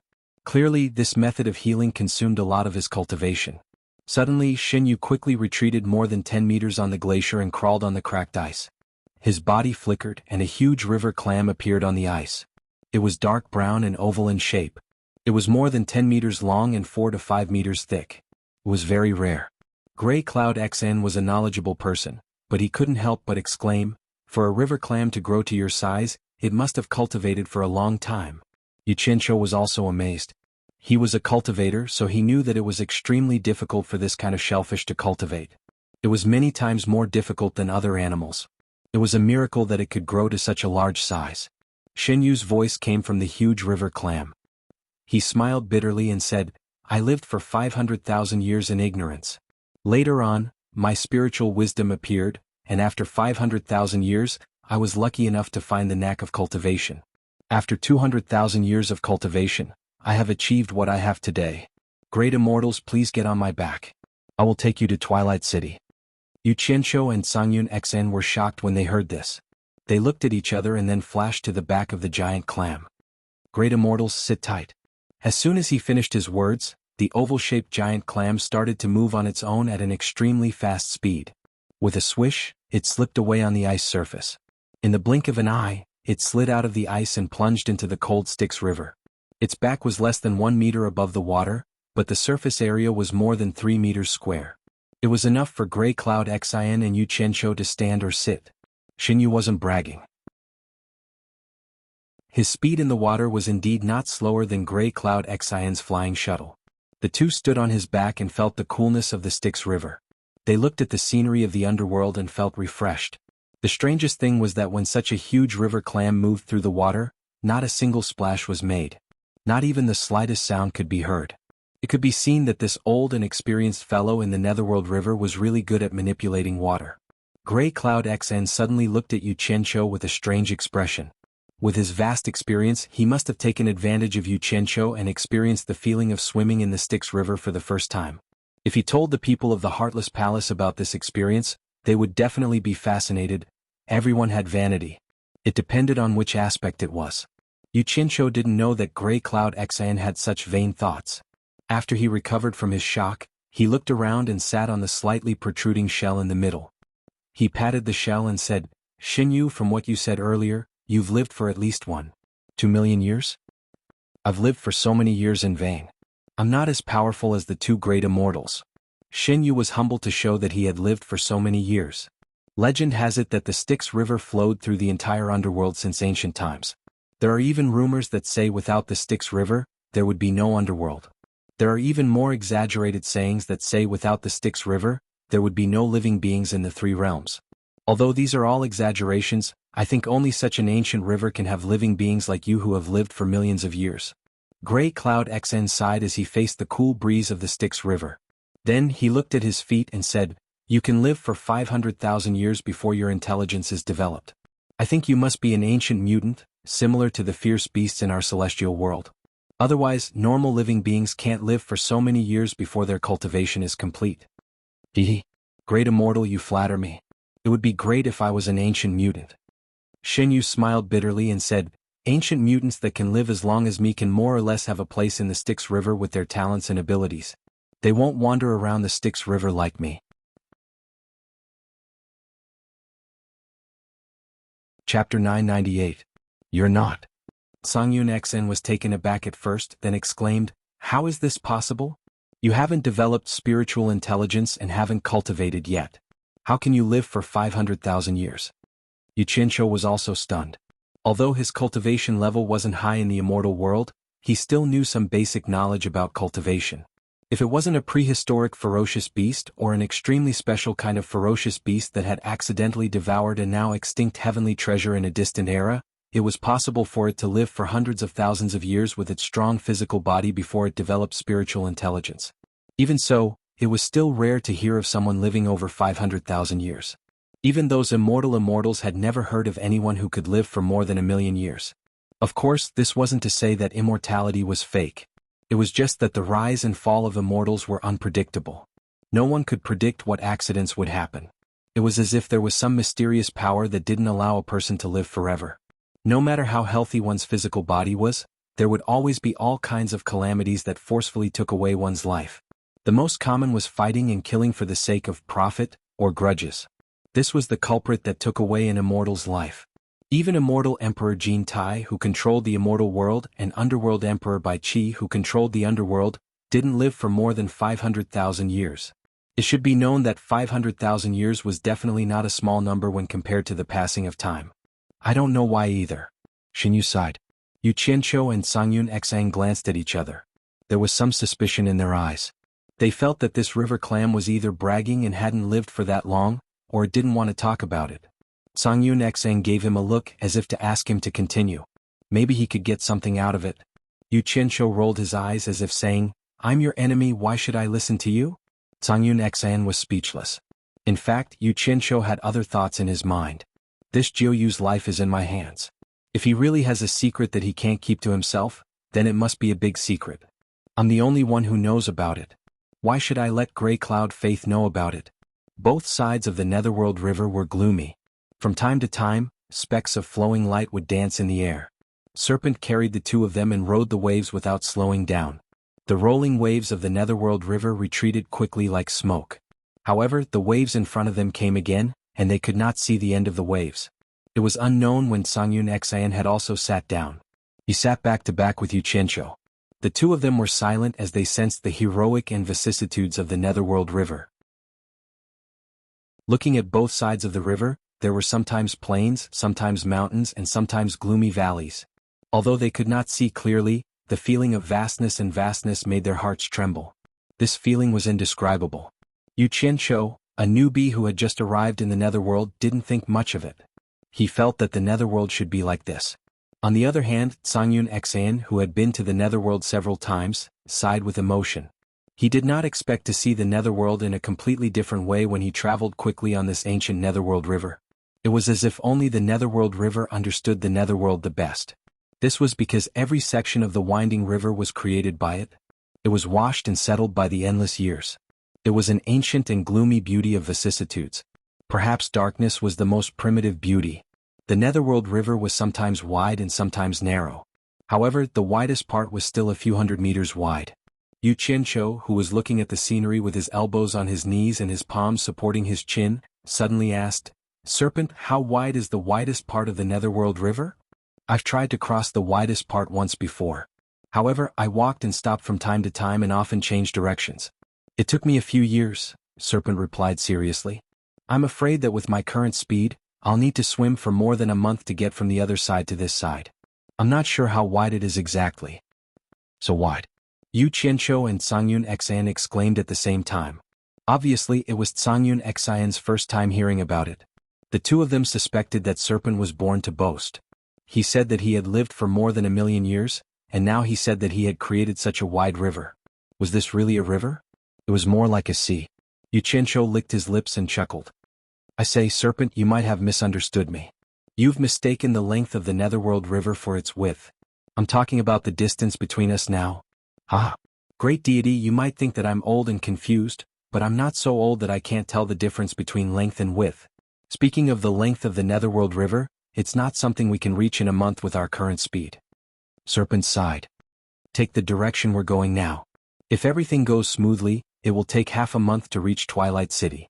Then we'll have to walk for another month before we can reach the Endless Horizon, and this is under the condition that everything goes smoothly." Endless Horizon? Yu Qianqiu turned around and asked Sangyun Xan, "Do you know that place?"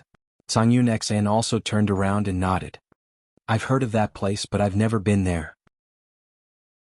It seems that the people from the Netherworld that I've come into contact with are quite afraid of that place, and no one is willing to talk about it too much. That place is known as the punishment land of the Netherworld, so of course they're afraid." Serpent laughed and continued. "Speaking of the Endless Horizon, you should be able to imagine that the distance that the Netherworld River traverses through is already incredibly long when you hear the word endless. After passing through the Endless Horizon, it's the boundless and mysterious land of darkness. I'm afraid no one knows how long the Netherworld River is there. Yu Qianshou and Sangyun Xian immediately gasped when they saw something specific for comparison. They finally understood how long the Netherworld River was. Its length was a concept that was very, very long, as if it was very far away, but no one could tell exactly how long it was. This was the length of the Netherworld River. While Sangyun Xian was still in shock, Yu Qianshou was already distracted. This was because Serpent mentioned the boundless and mysterious land of darkness. Rumor had it that Bai Changchun escaped to that place when he was being chased by the Emperor of the Netherworld. In this way there was no need to go to Twilight City to inquire about the information. According to Serpent, they could just follow the Netherworld River and cross the endless horizon to reach there. But then again, since it was along the way, there was no harm in going to Twilight City to take a look. If the World Commerce Chamber really grew stronger one day, they would inevitably have to deal with that place. It was a good thing for him to explore the situation first, but that endless horizon. Serpent, what do you mean when you say that the endless horizon is the land of punishment in the Netherworld? Yu Qianshou smiled. Also, you said that they are naturally afraid, but from what you said, you don't seem to be afraid at all. Haha. Serpent explained with a smile, the Netherworld is not as stable as the immortal world. You must have heard of the degree of chaos here. Many restless people who offend the Netherworld Royal Palace will be captured and sent to the endless horizon for punishment. Their dantian will be sealed so that they can't self-destruct or use their cultivation. They will be forced to do all kinds of hard labor day and night until they die of exhaustion. This kind of punishment is quite cruel to criminals. Many criminals can't stand this endless torture and commit suicide. However, this is the Netherworld. Even if you commit suicide, there are ways to imprison your primordial spirit and soul, reforge your body, and let you be reborn with your memory. You will continue to suffer until you die of exhaustion. This is called living a life worse than death. Begging for life, begging for death. The endless horizon also has another meaning, which is endless torture. Hearing this, Yu Qianshou and Grey Cloud Xian were silent. They didn't think that the so-called endless horizon was such a den of demons. They had never heard of such a way of punishment. The two of them could imagine the misery and suffering that the prisoners who were imprisoned there had to go through. Just imagine, even the right to die was taken away. Such a cruel punishment made the two of them shudder and their scalps go numb just thinking about it. As for why I'm not afraid of the endless horizon, it's because the Netherworld Royal Palace has no right to punish us. The Netherworld Royal Palace and the Netherworld Royal Palace have an agreement that we will not invade each other. If the people of the land invade us, we will report to the Netherworld Royal Palace and ask them to give us an explanation. Similarly, if we invade the people of the land, they will also report to us and we will also have to give them an explanation. I've heard of this. Grey Cloud Xian interrupted. That's why I found it strange that the Netherworld Royal Palace would attack us. We didn't offend you. You are from the immortal realm. Naturally, you are not included in the agreement between the Netherworld Royal Palace and the Netherworld Royal Palace. Jiuyu said weakly, his voice much softer. Grey Cloud Xian and Yu Qianshou couldn't help but look at each other. This reason was simple and sufficient. Who asked them to not be from the Netherworld Royal Palace? Yu Qianshou stood up and looked at Grey Cloud Xian. Isn't the Netherworld Emperor in charge of the entire Netherworld? Why is there an exception for the Netherworld Royal Palace? Grey Cloud Xian shook his head and said, I don't know. In any case, I heard that if the people of the Netherworld Royal Palace touch the Netherworld Royal Palace for no reason, they will be severely punished. Even most of the people of the Netherworld Royal Palace don't know why. But, as he said this, he lifted his heel and knocked on the shell. Since you have lived for so many years, you must have more experience than the people of the Netherworld Royal Palace. Moreover, you are one of the Netherworld Royal Palace's people. I'm sure you can answer our questions. Jiuyu laughed proudly. This reason shouldn't be hard to guess. Since it is not under the Netherworld Emperor's control, it is naturally because he can't control it. Hearing this, the two looked at each other again. This reason was indeed simple, but it was also reasonable. It was just that people had thought too much about it and had confused themselves. But once they faced the truth, they realized that it was not a trivial matter. Yu Qianshou said suspiciously, could it be that there is an expert in the Netherworld Royal Palace that even the Netherworld Emperor fears? Chapter 999. I don't know if there are any powerful cultivators in the Underworld River that even the Emperor of the Underworld is afraid of, Xinyu said slowly. Said Jiuyu unhurriedly and slowly, but I know that in those broad areas of the Styx River, Many aquatic creatures have lived much longer than me. I think there must be some powerful ones among them. His words were useless. Songyun Xan and Yu Qianqiu looked at each other and felt that this clam was not very honest. He had lived in the underworld river for millions of years. How could he not have heard of the powerful cultivators in the underworld river? Even if he hadn't heard of all of them, he must have heard of some of the more famous ones. But he used, I think, to brush us off. Sure enough, he was insatiable after we showed him some respect. The corner of Yu Qianqiu's mouth curled up into a sneer. Just as he was about to show Shenyu how powerful he was, he saw that the netherworld river basin in front of him suddenly opened like the mouth of a kettle. It was as if it had instantly rushed into the vast sea. At the same time, Shenyu slowed down until he completely stopped, floating quietly in the underworld river. An arched mountain appeared on the surface of the river in front of him. The mountain was 100 meters high, and the belly of the mountain was empty. The water rolled through the belly of the mountain, and the foot of the mountain on both sides seemed to be in the underworld river. Rather than a mountain, it was more like an open door, giving people a feeling that it led to an unpredictable future. There were scattered fluorescent stars dancing in the sky from all directions, as if they had been summoned by some mysterious force. They all flew toward the hollow mountain in the underworld river. Finally, they gathered and hovered in the hollow belly of the mountain. For a moment, they looked like countless glowing beads hanging on the water surface, sparkling under the reflection of the river. It was dark all around except for this place, which was the only bright pearl in the entire underworld, embedded in the belly of the mountain. It was so beautiful. Songyun Xian and Yu Qianqiu looked at each other, not knowing what it meant. Coincidentally, a fist-sized ball of fluorescent light flew past the two of them. So, Yu Qianqiu took out a long sword and stabbed the ball of fluorescent light as if he was stabbing a roast chicken. Grey Cloud Xn instantly rolled his eyes and he cursed in his heart, "Isn't this kid a little too audacious?" He attacked blindly before he figured out the situation. This is the netherworld. Don't you want to live anymore? But since he had already done that, Grey Cloud Xang craned his neck over to take a look. He saw that there was actually a fist-sized firefly stuck in the tip of the sword. It had a ferocious appearance and its jaws were as thick as a thumb. The ball of light trailing behind it was abnormally bright, and under the illumination of its tail, it was impossible to see what it was unless one took a closer look. *CKU. I was wondering what it was, so it's a firefly. It's rare to see such a big one. Yu Qianqiu snorted. Grey Cloud Xian also nodded slightly. So it was a firefly, so there shouldn't be any trouble. He was finally relieved.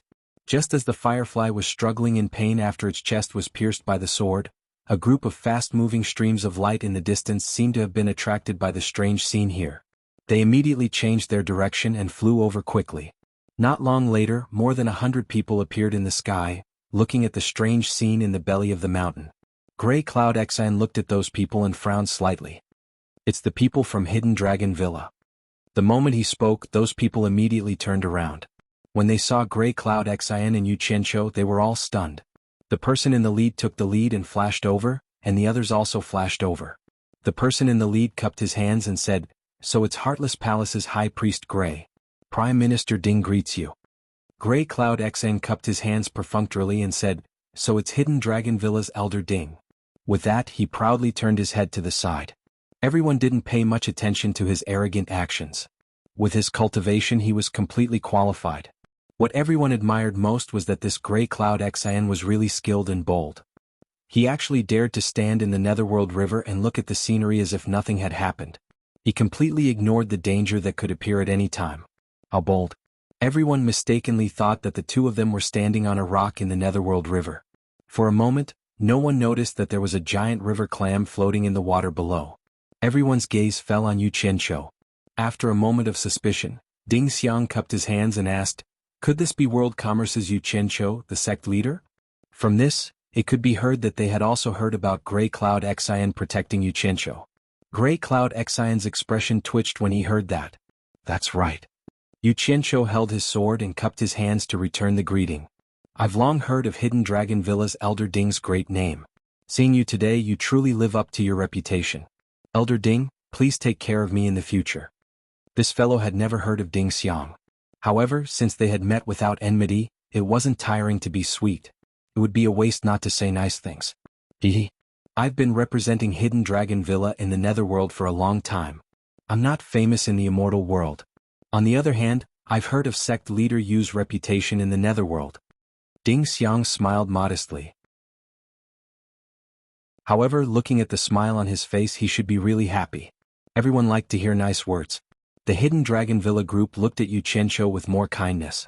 Their gazes more or less looked at the firefly stuck in Yu Qianqiu's sword. After Yu Qianqiu noticed it, he immediately wiped his sword with 2 fingers and flicked the dimming firefly into the water. He then put away the sword in his hand. At this moment there was a splash on the water surface. Everyone's gaze turned to the water surface not far from Yu Qianqiu. The water rippled, and a round mouth suddenly appeared underwater. It swallowed the firefly that Yu Qianqiu had flicked to the surface. After this unknown thing swallowed the firefly, it quickly turned around and dived back into the water. As it turned around, everyone could faintly see black scales. They didn't know what monster it was. "There's something in the river," Ding Xiang shouted softly. The group of people coordinated well and instantly teleported to a higher position in the sky. They stared at the river below with shining eyes. Yu Qianqiu was also startled. He pulled out the sword he had just put away and was on guard. A sword also appeared in Grey Cloud Xian's hand. He coldly swept his gaze over the river, but there was no longer any movement on the river. "Xinyu, didn't you notice that there was something in the water just now?" Yu Qianqiu asked as he patted Xinyu's shell with his foot. "Don't worry, this is a Nether River black carp. It won't hurt you," Xinyu said excitedly. "Nether River black carp? You mean the thing in the water was a carp?" "Yes." The conversation between the two fell into the ears of the people in the air, and it immediately caused a burst of surprise. It turned out that there was a living thing under their feet. When they looked carefully, they found that it actually faintly looked like the outline of a clam. There was such a big clam? Even though this group of people often traveled the netherworld, they had never seen such a huge clam. Yu Qianqiu could hear the excitement in Xinyu's voice. He raised his eyebrows and said, "Xinyu, why did you suddenly stop here? Is something going to happen?" "That's right," Xinyu said excitedly, "Dragon Transformation Gate. It's a legendary spectacle that only appears once every 100,000 years. I didn't expect to see it. This is such a great fate. If we can witness the legendary scene of transforming into a dragon, we will be honored." Everyone could feel the rare excitement in his words, especially the 2 words dragon transformation, which made everyone's spirits rise. However, they still didn't understand what he meant. Yu Qianqiu looked around curiously and said, "Xinyu, be clear. Who is transforming into a dragon?" "Of course it's the Nether River black carp," Xinyu said excitedly. "The mountain gate in front is called the Dragon Transformation Gate. Legend has it that it will summon the black carp from the river Styx once every 100,000 years. If a black carp can leap over the dragon gate, it can transform into a black dragon and leave. Of course, this is only a legend. Many people wanted to witness such a spectacle, but they always returned in disappointment. They did not see the Nether River black carp being summoned by the Dragon Transformation Gate. As time passed, no one believed in this legend. I didn't expect to see it this time. This is a great opportunity. Everyone was shocked when they heard that. They did not expect such a miraculous thing to happen. Yu Qianqiu vaguely felt that this story was familiar. After being stunned for a while, he exclaimed in shock, "There's a carp leaping over the dragon gate here too?" As soon as these words came out, everyone's gazes focused on him, each of them filled with suspicion. Songyun Xan knew he would not get an answer, but he could not help but ask, "Where did you see a carp leaping over the dragon gate?" Yu Qianqiu was speechless. After his expression twitched awkwardly, he chuckled and said, "I've never seen such a mysterious thing before. I just think it's a little ridiculous. Could it be that a carp can really transform into a dragon after crossing the dragon gate?" Songyun Xan looked at him up and down suspiciously. He paused and said, "The mystery of the netherworld cannot be predicted with common sense. Since there is such a legend, there must be a reason for it." I hope that's the case. Then we'll have a feast for our eyes." Yu Qianqiu laughed perfunctorily. Seeing that everyone was looking at him with twinkling eyes, he stomped his foot and changed the topic. "Xinyu, you just mentioned some great opportunity. Even if the black carp leaped over the dragon gate and transformed into a dragon, what does it have to do with us?" "You can't say that." Xinyu's tone was filled with yearning. Legend has it that among those who witnessed the black carp transforming into a dragon, there would always be someone who would form a good relationship with the black dragon and receive the black dragon's blessing in the future.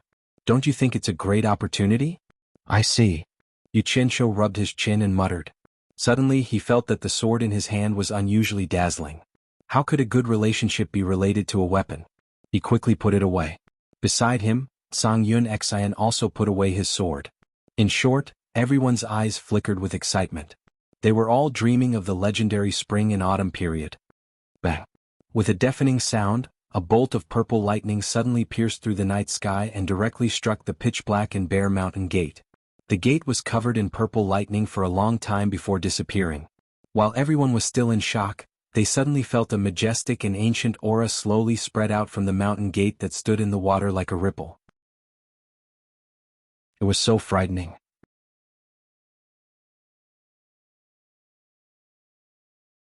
Chapter 1000. At that moment, everyone seemed to have an illusion. The ancient and majestic aura that spread out like a ripple seemed to be mixed with an obscure Sanskrit incantation that was whispering in everyone's ears. The voice seemed to come from above the 9 heavens, but it also seemed to have traveled through ancient times. The ancient and sacred voice lingered in everyone's mind, making them have the urge to worship the mountain gate in the Netherworld River. However, what was strange was that when everyone woke up and tried to listen carefully to what was chanting in their ears, they realized that there was no sound at all. When they relaxed, they could immediately hear the chanting of the Sanskrit incantation again. It was abnormally magical and mysterious, making it difficult for them to understand what was going on. Yu Qianqiu shook his head and felt as if someone was hypnotizing him. He focused his attention and stared at the mountain gate. He asked suspiciously, "Xinyu, did you hear that? What's going on?" "I heard it, but I don't know what's going on. It's also my first time experiencing this," Xinyu said with a confused tone. The mountain gate was 100 meters tall, and the hole at its belly was 40 to 50 meters tall and wide. The countless fireflies that gathered there suddenly became chaotic. The surface of the water around the mountain gate was stirred, and a large group of black carps of various sizes appeared. They floated below the water and kissed the surface of the water. Their black tails and dorsal fins stirred the water from time to time. Everyone looked at each other. At that moment, everyone could see clearly that they were indeed black carps. They could not help but have more confidence in the legend of the carps leaping over the dragon's gate. The densely packed black carps that suddenly appeared in a chaotic manner immediately became orderly after a moment of chaos. They all circled around the entire mountain gate with their heads and tails in a circle. After swimming for a few laps, a nether river black carp that was almost 2 meters long suddenly broke away from the parade and jumped out of the water. Like an arrow, it charged at the center of the hollow mountain gate and dived into the dancing fluorescent lights.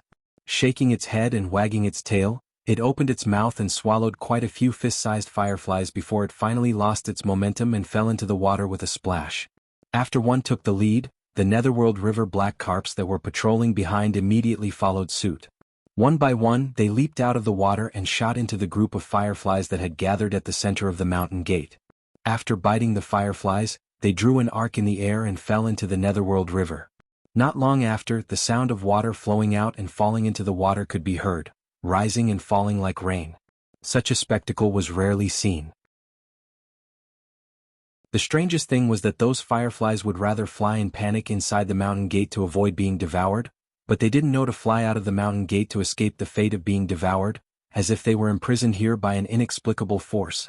Several hours later, the number of fireflies inside the mountain gate had decreased by more than half, and the light under the mountain gate had also weakened a lot. It was unknown when Yu Qianqiu had sat down again.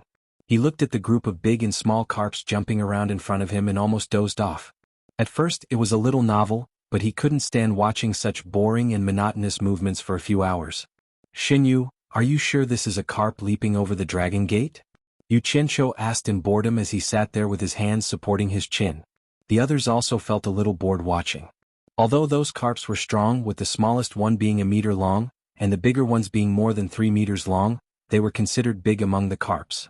However, they could leap more than 10 meters, 20 meters, or even dozens of meters high. Could they cross the mountain gate that was 100 meters high? Everyone felt that it was a little ridiculous. It was simply a joke for these Netherworld River black carps to leap over the dragon gate and transform into dragons. It was better for everyone to leave as soon as possible to avoid wasting time. "Of course," Xinyu replied briefly. From his tone he was still full of energy. "Pfft." Yu Qianqiu snorted in disdain and suddenly took out a fishing rod. It was the treasure that he had taken from the 4 Islands sect masters. Sang Yun Xian looked at the fishing rod in front of him and was stunned. "What are you trying to do?" Shin Yu's attention was also attracted by it. When he realized that Yu Qianqiu had taken out his fishing rod, he immediately exclaimed, "What are you trying to do?" "What am I trying to do?" Yu Qianqiu sneered as if he was saying that it was obvious. Was there a need to ask? He swung the fishing rod in his hand, and a thin white light shot out. It shot into the school of netherworld river black carps that were hundreds of meters away. With a splash, there was the sound of water splashing. Along with Shin Yu's exclamation, a 1-meter-long netherworld river black carp was pulled out of the water by the thin white light and flew over instantly. Yu Qianqiu quickly stood up and reached out to grab the fin that was flying over. He held the fishing rod with one hand and the netherworld river black carp with the other. Disregarding the water droplets that the struggling carp splashed on his face, he continued to chuckle. "What a fat and big carp. I think you can forget about leaping through the dragon gate. How about? I wonder what it tastes like." The group of people in the sky looked down speechlessly. One should know that those who came from the celestial world would be warned by their seniors to abide by one rule, which was to try not to provoke the water race in the netherworld river. However, this guy was too bold. Songyun Xan was stunned. "Yu Qianqiu, what are you trying to do? Let it go quickly. Don't cause any trouble." "What trouble can there be? There are millions of netherworld river black carps here. Didn't I just catch a carp?" Yu Qianqiu licked his lips. Although it's a little dark, it must have a unique flavor. His meaning could not be more obvious. He wanted to taste the netherworld river black carp. Shin Yu, who was stunned, immediately came back to his senses and exclaimed, "Great immortal, quickly let him go." Yu Qianqiu stomped his foot on the shell and snorted. "When King wanted to eat us, why weren't you so polite? I just wanted to eat a carp of your water race. What are you so anxious about? If you don't want to die, shut up." "Wah! Let me go." A child's voice came. Yu Qianqiu's eyes immediately widened. The fin that was in his hand turned into a small, tender arm. The netherworld river black carp that was tied up by the fishing line turned into a little boy wearing a black doo-doo. The little boy had a small braid on his head, and there was an intricately crafted golden chain around his neck. He was currently struggling on the fishing line, looking at Yu Qianqiu with a horrified expression. *CK. Yu Qianqiu cried out in alarm and immediately let go of the little arm he was grabbing. He looked at the little boy struggling on the fishing rod in a daze. He was not primitive enough to eat humanoid animals. At the same time, he faintly felt that he was in trouble. Songyun Xang carefully sized up the little boy. He realized that he was already at the final stage of the tribulation transcendent stage at such a young age. He could transform. Clearly, he was a demon from the netherworld river. He did not know what kind of treasure Yu Qianqiu's fishing rod was. The thin fishing line could tie up a tribulation transcendent stage demon, but the demon could not break free. He immediately rolled his eyes at Yu Qianqiu and shouted in a low voice, "You're crazy, kid. Why aren't you letting him go?" The little boy saw that he could not escape after struggling for a while. His tender voice pierced through the night sky. "Big sister, save me." There was still help. Yu Qianqiu sweated profusely as he looked at the surrounding water. He lifted the fishing rod and the little boy was immediately pulled over. He clamped the little boy's arm with the fishing rod and covered the little boy's mouth with his other hand. He squeezed out a kind smile and said, "Don't shout. I mean you no harm." Unexpectedly, the little boy looked as if he had seen his grandmother wolf. He became even more panicked and struggled desperately. Anyone who was tied up, clamped under the arm, and covered with his mouth would not believe that the other party did not mean them any harm. At this moment, the surface of the water 100 meters ahead suddenly bubbled with a diameter of 2 to 3 meters. It seemed like something was going to emerge from the water. Yu Qianqiu could clearly feel Shin Yu trembling under his feet. It was slowly retreating. The people in the air were shocked. Gray Cloud Xian's expression changed as well. He hid his hands in his sleeves and was on guard. It seemed like the Heartless Palace's sword-drawing technique could erupt at any time. Yu Qianqiu also panicked. His eyes darted around and he suddenly bent down to whisper in the little boy's ear, "I really don't mean you any harm. Do you want to make the great leap and become a black dragon?" Although he was in a desperate situation, he finally felt the pulse accurately. The little boy under his arm stopped struggling and obediently let him hold him. He stared at him with wide eyes blinking. Yu Qianqiu immediately heaved a sigh of relief and said, "As long as you stop shouting, I have a way to help you make the great leap. What do you think?" The little boy immediately nodded even though his mouth was covered. Yu Qianqiu then slowly tried to move his hand away. Seeing that the little boy was very obedient and was looking at him expectantly, he glanced at the water column that was already several meters high on the surface of the Netherworld River like a fountain. He immediately untied the little boy in a flurry and hid the fishing rod quickly. Then he picked up the little boy with his heart thumping. He pretended to be relaxed and smiled as if he was looking at the scenery. "What's your name?" The little boy hugged his neck and replied in a childish voice, "My name is Xiao Yuan." "What's your name?" Yu Qianqiu immediately chuckled proudly. "My name is Yu Qianqiu. It means you as in leaping over the dragon's gate. Don't you think we're fated? You can just call me Brother Yu." The little boy's eyes lit up. He nodded and said, "Brother Yu?" When he said that, Yu Qianqiu's eyes narrowed into a line. He thought to himself, that was close. Is that even possible? Many of the people from the hidden Dragon Mountain villa in the air swayed. They looked at each other speechlessly as if they couldn't accept this reality. Songyun Xen looked at the little boy who was being intimate with Yu Qianqiu as if he was looking at an idiot. He thought to himself, no matter what, he's at the end of the tribulation stage, so he shouldn't be too young. How could he be so retarded and so easily fooled? What the hell? Xinyu, who had been slowly retreating, also shivered. He stabilized his body in the water and stopped retreating. Everyone's attention was then attracted by the water column that was more than 10 meters high. In the middle of the water column, a graceful and beautiful woman in black slowly rose. Her bright eyes suddenly looked at Yu Qianqiu, who was holding the little boy. Chapter 1001. Xiao Yuan. A voice as clear as spring water rang out.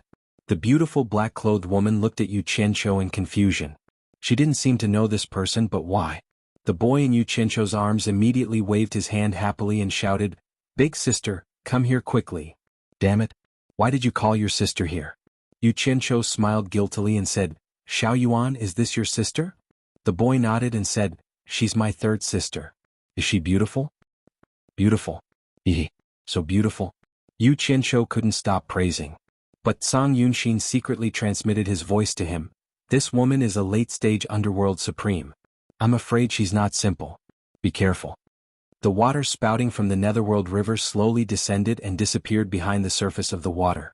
The graceful and beautiful woman walked over on the water with light steps. Although her steps were slow, they had the essence of shrinking the ground into inches. Her movements seemed to be neither too fast nor too slow as she leisurely walked forward. Each step was like a dream. She had already advanced several dozen meters and arrived in front of Yu Qianqiu in just a few steps. The lady's hair was tied up high and her hair reached her waist. Although her appearance was not bad, it was still inferior to Lu Yanqing and Ji Wu. However, her calm temperament was not something ordinary people could see. She was quiet and serene, giving people an indescribable feeling. At this moment, Yu Qianqiu and Song Yunxin suddenly looked down at their feet. The clam had silently dived into the water. The two had no choice but to stand on the water surface. Yu Qianqiu wanted to question Ji Yu, but he wanted to maintain his demeanor. He cursed in his heart, "Try running if you have the guts."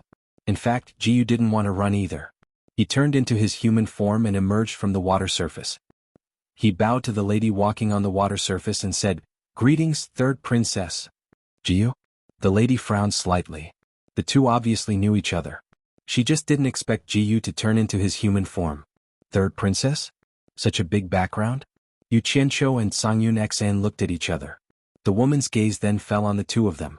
When she realized that she couldn't see through their cultivation, she was slightly startled and said, "You two are?" Without waiting for the two to reply, the water in front of them spewed out several water columns in succession. Several good-looking men and women appeared at the top of the water columns. The way they appeared was much more intense than the third princess's appearance. The men and women all had an extraordinary aura.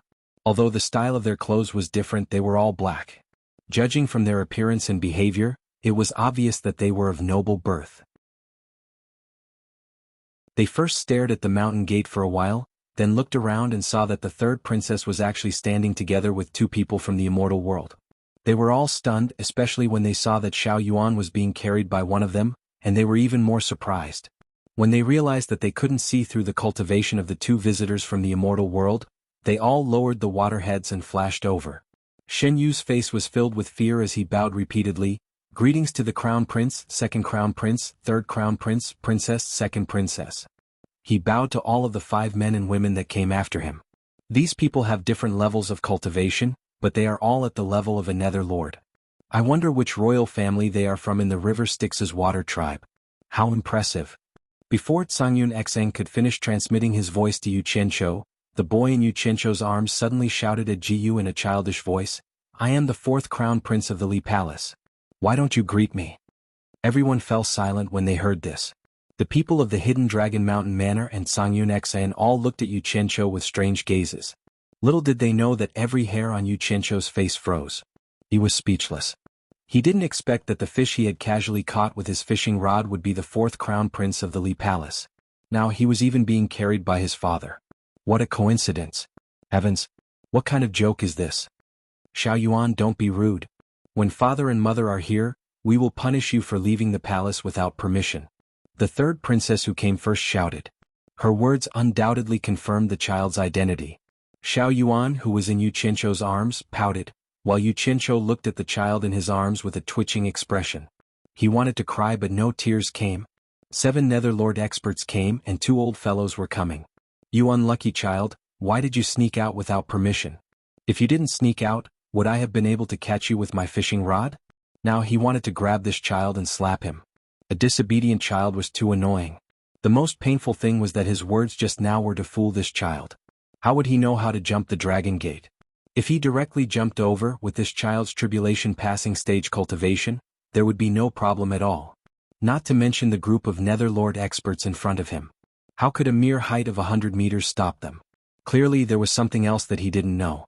If he was exposed and he escaped first, who knew if these people would be able to kill Tsangyun Xian? Yu Qianqiu thought. Jiu Yu's speechless gaze retracted from Yu Qianqiu's face. He bowed to Xiao Yuan and said, "Greetings, fourth crown prince." Xiao Yun immediately looked at the third princess who stopped him and chuckled. The boss, who was addressed as crown prince by Jiu Yu, looked at Tsangyun Xian and Yu Qianqiu coldly. He cupped his fists and said, "I am Li Zhong, the crown prince of the Li Palace of the Styx River. May I know how to address the 2 experts from the immortal world? I presume you are not nameless people from the immortal world." Before he could reply, there was another movement in the Styx River. The loud noise attracted everyone's attention. Suddenly, a white wave surged into the sky from afar. After the wave passed, thousands of black-armored mighty soldiers holding long spears or swords at their waists rose from the water. In the middle, there was a sturdy and ugly single-horned water rhinoceros with a splendid carriage on it. 2 dignified and noble-dressed people who looked like a couple sat on it. The 2 armored soldiers who were in the front row waved their long whips in a circle and suddenly shook them. A "pa" sound rang through the night sky. A group of people immediately rode the waves and came over. It was not a small show. Yu Qianqiu and the others were not fools. They could guess who had come. It was probably the father and mother of the princes and princesses in front of them. Yu Qianqiu glanced at Tsangyun Xian. He was very hesitant. Should he leave? But if he ran now, it would be difficult for him to survive in the underworld in the future. The people of the Hidden Dragon Manor in the air had already quickly moved far away. They stood in the air and watched. It was fine if they could not see clearly. Not causing trouble was the most important thing. After the group of water race soldiers arrived in front of them, a wave surged in the middle and separated to the 2 sides, creating an empty passage. The entire passage was filled with snow-white waves. The sturdy single-horned water rhinoceros slowly stepped on the waves and stopped about 10 meters away from the group. The princes and princesses of the Li Palace all knelt down on one knee. Even Xiao Yuan, who was in Yu Qianqiu's arms, broke free and bowed in unison. "We pay our respects to father and mother." Shen Yu also knelt down and bowed. "We pay our respects to your majesty and empress." The dignified round-faced man with a long beard waved his hand and said, "All of you may rise." Yu Qianqiu and Tsangyun Xen only cupped their hands and bowed. After all, the 2 of them were subordinates of the immortal world's Grand Commander Jin. In the underworld, they would at most pay their respects to the Emperor of the underworld. It was not good for others to be overly courteous. Yu Qianqiu, on the other hand, had a stomach full of doubts. What was going on with the Emperor of the underworld? He was too much of an amitba. He did not care about the appearance of an emperor. At this moment, the noble lady on the carriage waved her hand and said, "Xiao Yuan." Xiao Yuan immediately flashed behind Yu Qianqiu, not daring to show his face. Clearly he was afraid of being punished for leaving the palace without permission. In this way Yu Qianqiu did not know whether to laugh or cry. The gazes of the emperor and empress of the Li Palace were all focused on him. It was hard for him not to attract attention. Songyun XN also secretly transmitted his voice. These two have reached the intermediate stage of the emperor of the underworld. Do not underestimate them. The two people on the carriage immediately sized up Yu Qianqiu and Songyun XN. Songyun XN's intermediate stage of the emperor of the immortal world had already shocked them. It should be known that in the immortal world, immortal emperors would not casually come to the underworld. However, when they discovered that they could not see through Yu Qianqiu's cultivation, they were shocked. Logically speaking, this person's cultivation had clearly reached the advanced stage of the emperor of the immortal world. Otherwise, they would have been able to see through his cultivation. Could it be that in the immortal world, besides immortal emperor Jin Tai, there was someone else who had reached the advanced stage of the emperor of the immortal world? Why had they never heard of him? It should be known that it was very difficult for the people of the immortal world to find out about the Underworld River's water race, but it was not difficult for the Underworld River's water race to find out about the immortal world. After all, it was easy for one side to send their subordinates to the shore in human form, but it was difficult for the people on the shore to disguise as the water race to the Underworld River. The two looked at each other and stood up. Although the Underworld River's water race did not have much contact with the immortal world, they did not dare to be careless. At the very least, they had to be courteous. This immediately shocked the crown princes and princesses. They all turned to look at the two. They did not dare to be disrespectful to people who could be treated like this by their imperial father and imperial mother. Xin Yu looked at the two of them with trepidation and thought to himself, where did these two come from? The two cupped their hands. The dignified man smiled. I am the lord of the Li Palace of the Underworld River, Li Guang. I did not know that there were experts from the immortal world here. I wonder how I should address you two experts? Yu Qianqiu glanced at Songyun XN and thought, even if I told them about my small sect they probably would not know. Songyun XN maintained the demeanor of a large sect. He raised his hand to return the greeting and said loudly, I am Songyun XN from the immortal world's passionless palace. Greetings, your majesty, empress. So you are the chief consecrator of the number one sect in the immortal world, passionless palace, Songyun XN. No wonder you have such cultivation. It is an honor to meet you. Li Guang nodded and smiled. From this, it could be seen that he was rather well informed about the news in the immortal world. However, he was suddenly stunned, and his gaze swept back and forth between Songyun XN and Yu Qianqiu. He seemed to have thought of something, and he looked at Yu Qianqiu and asked doubtfully, could it be that you're the sect master of the immortal world chamber of commerce, Yu Qianqiu? Chapter 1002. When he said this, the most shocked person was Yu Qianqiu. His mouth was wide open. Oh my God! When did I have such a great reputation that even the water race hiding in the river Styx know my name? Grey Cloud Xion's face darkened on the spot. From the other party's reaction just now, it was very likely that the reason why the other party knew Yu Qianqiu's name was because he had heard of Grey Cloud Xion's name. This meant that the matter of him following the Celestial Emperor's decree to protect Yu Qianqiu had already spread throughout the netherworld. Father is wise, he is indeed Yu Qianqiu, big brother Yu as in leaping over the dragon gate. Xiao Yuan didn't miss the opportunity to poke his head out from behind Yu Qianqiu and flatter him. Yu Qianqiu tilted his head and glanced at him, speechless. If I had known that you would have a father, I wouldn't have been your big brother Yu. But he still cupped his hands and smiled at Li Guang. Yu Qianqiu of the Immortal Realms World Chamber of Commerce greets your majesty and empress. Actually, after a moment of thought, he also realized that even if the emperor had heard of him, it was impossible for him to recognize him. To be able to recognize him as Yu Qianqiu at a glance, it was most likely because of ashy cloud letters. The group of crown princes and princesses looked strangely at Yu Qianqiu, then at their father and mother. They had also heard of the World Chamber of Commerce's sect master Yu Qianqiu who had caused trouble in the immortal realm, but they didn't know how their father could recognize Yu Qianqiu at a glance. What they didn't know was that Li Guang and his wife had received the news about Yu Qianqiu and Ashing Yun Xn just before they set off. This news hadn't had time to spread in the Li Palace yet. Li Guang and his wife looked at each other, smiled faintly, then slowly sat back down. There had long been a rumor in the immortal world that Yu Qianqiu was able to conceal his cultivation level because he had mistakenly consumed some kind of immortal pill. In reality, his cultivation level was nothing special. In this way, the couple's suspicion that Yu Qianqiu was a late-stage immortal emperor expert was resolved. With Songyun Xion's mid-stage immortal emperor cultivation base, It was not worthy for the couple to stand and reply. In the distant sky, Ding Xiang and the others in the hidden dragon villa could only vaguely see the two parties interacting. As for what they were saying, they could not hear it clearly. At this moment, the fireflies in the empty belly of the mountain gate gradually scattered under the sound of the fish jumping in the water. The gazes of all the aquatic creatures turned in that direction, and the atmosphere instantly changed. Grey Cloud Xian's face tensed up as he looked over. Yu Qianqiu looked around in confusion, wondering what was going on. As the last Nether River black carp leaped up, the last wandering firefly was devoured, and the last ray of light in the belly of the mountain was extinguished. In an instant, not a single ray of light could be seen on the surface of the river, and only the sound of the surging water could be heard. Rumble. There was a deafening rumble, and more than a dozen bolts of purple lightning flashed in the sky, illuminating the world with a purple haze. The strangest thing was that the bolts of purple lightning did not disappear after they appeared. Instead, they kept flashing and changing into arcs. The bolts of purple lightning formed a circle, spiraling continuously in the dark sky. Moreover, it spun faster and faster until it was like a rotating purple light. Yu Qianqiu was slightly startled. He felt that this spiraling purple light was like a teleportation gate from the immortal world to the netherworld.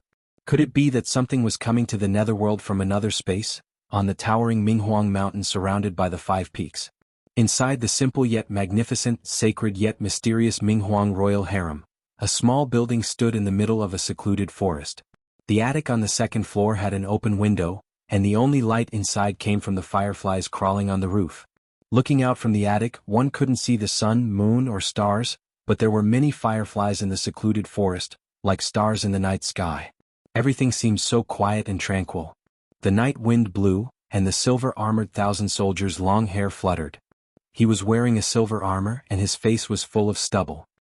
He was silently looking at the slowly crawling stars in the secluded forest, and no one knew what he was thinking. Suddenly, the sound of a paper scroll being pulled came from the attic, and then a gentle voice sounded, "1,000 soldier, have you recovered from your injury?" The white-robed scholar didn't even raise his head. After pulling the paper scroll, he added ink to the brush in his hand. He gently put one hand behind his back, and the other hand held the brush and added ink to the paper scroll. The silver-armored 1,000 soldier slowly turned around and walked to the side of the scholar. Seeing that the ink on the inkstone was about to run out, he picked up the wooden spoon on the table, and gently scooped up a small spoonful of water and poured it on the inkstone. Then he put the wooden spoon back into the basin and picked up the ink on the inkstone. With a slight rustling sound, he helped the scholar grind the ink on the inkstone. While grinding, he said, "My injury is healed, but the shock in my heart is still not gone. Yes, I'm also very surprised. I didn't expect such an expert to appear in the human world. It is really unimaginable. This person is indeed not simple." As the scholar said this, the tip of the brush in his hand suddenly started to delicately sculpt. The thin face of an old man in a green robe appeared vividly under the tip of the brush, and the drawing was very realistic. It was by Changchun, whom Yu Qianqiu had been searching for so long without any news of him. The content of the painting was majestic, and the order of the content was by Changchun defeating the silver-armored 1,000 soldier. Then it was the fierce battle with the 4 netherworld generals. The content of the painting was the scene of the scholar fighting with Bai Changchun. "I didn't expect him to be able to escape from your hands." The silver-armored 1,000 soldier paused and looked at the painting. He carefully ground the ink and said, "To be able to have you paint for him, he died with honor." Died. The brush in the scholar's hand stopped, and then he shook his head and continued to paint. "Perhaps. Do you suspect that he didn't die? Even if he didn't die at that time, can he still come out alive after escaping into that place?" The silver-armored 1,000 soldier put down the ink in his hand and said with a frown, "He wasn't a match for you at all. You chased him all the way and you still let him escape. What exactly happened?" The scholar laughed softly and added ink to the brush in his hand. Perhaps he had thought of something and the tip of the brush landed on the painting. Although Bai Changchun's green robe was already torn, his expression became more and more fierce. That impassioned aura of fighting against the heavens and earth leaped out, causing people's hearts to tremble. The silver-armored 1,000 soldier let out a sigh of relief. He couldn't help but think of the scene where he fought with this person. "At that time, I hit him 1,300 times consecutively. Given his cultivation, it was already a miracle among miracles that he didn't die from such serious injuries." The scholar revealed a bitter smile that he hadn't shown for many years. He shook his head and said, "This person's willpower is so strong that it's terrifying. As long as he's still breathing, he definitely won't admit defeat." When he realized that the difference in strength between us was too great, I also cherished his talent.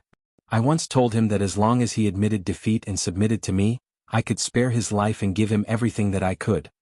The silver-armored thousand soldier laughed and said, "Obviously he rejected me. Otherwise, why would he be forced to escape into that place?" The scholar suddenly straightened his back and looked at the distant night sky. He sighed and said, "That's right, he rejected me." The words of rejection still resounded in my ears. He said, "If you want me to submit to you, it's very simple. Kill me and make me fall under your feet."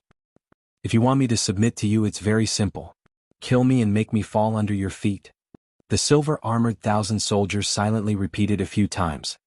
His emotions were stirred up as he said, "What a character. Right now, I really want to go to that world and see what's going on there. How could such a character appear in that world?" The scholar waved his hand and said, "Don't even think about it. Jean Tai and I have a premonition that there's something waiting for us there. Once those people who provoked the heavens' punishment return there, they'll definitely suffer retribution. You're one of them." The silver-armored thousand soldier was silent for a while and said, "With his cultivation and speed, there's no way he could escape from your pursuit. You should have had countless opportunities to kill him. Could it be because you cherished his talent and couldn't bear to kill him, so you forced him into that place and let him fend for himself? You've overestimated me and underestimated him.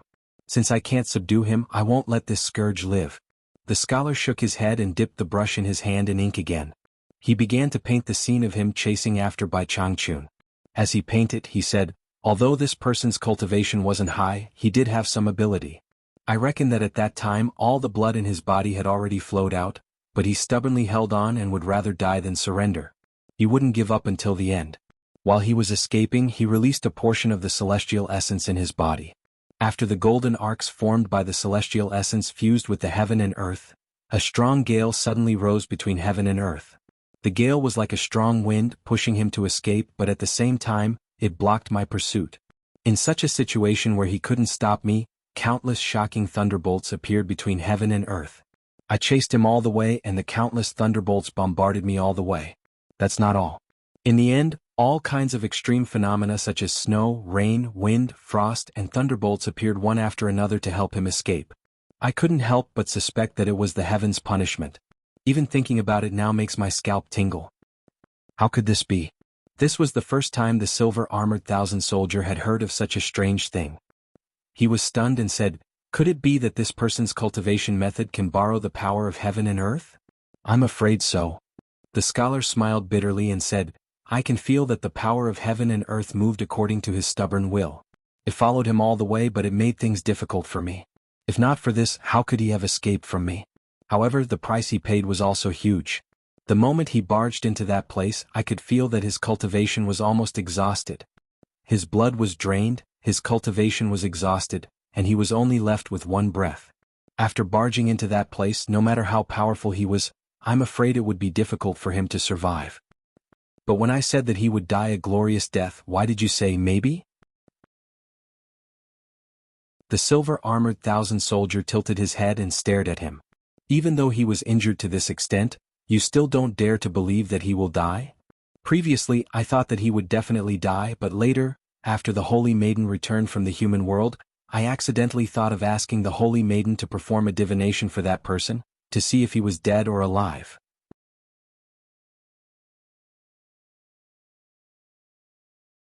Chapter 1003. Saintess. Silver Armor Soldier was surprised. Could it be that the Saintess has deduced that the person is not dead? No. The scholar's expression showed a hint of helplessness as he focused on the tip of the brush. "The Saintess refused to deduce this person, so I can't force her. Don't you think this is strange? If that person is dead, why would she refuse to deduce? The realm that the Saintess returned to is the realm where that person is. Maybe the Saintess already has an idea about that person." The pavilion fell into silence. Silver Armor Soldier couldn't say much about the Saintess, but his expression became serious as he felt that something was strange. The scholar seemed to have entered the state of painting. He lifted the brush and dipped it into the ink. His brush was like moving clouds and flowing water. The content of the painting was progressing more and more smoothly. However, just as the brush was about to move, the scholar suddenly froze. The tip of the brush stopped for a long time. The silver armor army of 1,000 soldiers had been staring at the tip of the brush, deep in thought. When the tip of the brush paused, he immediately came back to his senses. He looked at the scholar, only to see the scholar lifting the brush hesitantly. His brows were slightly furrowed, as though he had noticed something. Silver armor soldier couldn't help but ask, "What's wrong?" The brush was picked up by the slender and fair fingers and placed upside down on the brush rack. The elegant and noble scholar in white slowly raised his head. His deep eyes, which seemed to be able to see through everything, looked out of the window through the forest and into the distant night sky. His gaze looked gentle and had a cultured and refined aura. However, upon closer inspection, there was an unconcealable majesty and indifference. It was shocking. The scholar's slightly closed lips slowly opened and said indifferently, "It's the Dragon Transformation Sect." Dragon Transformation Sect? Silver armor soldier was startled. He didn't notice anything strange and looked out the window. "Are we going to summon the Nether River Black Carps to leap through the Dragon Gate again? It should be.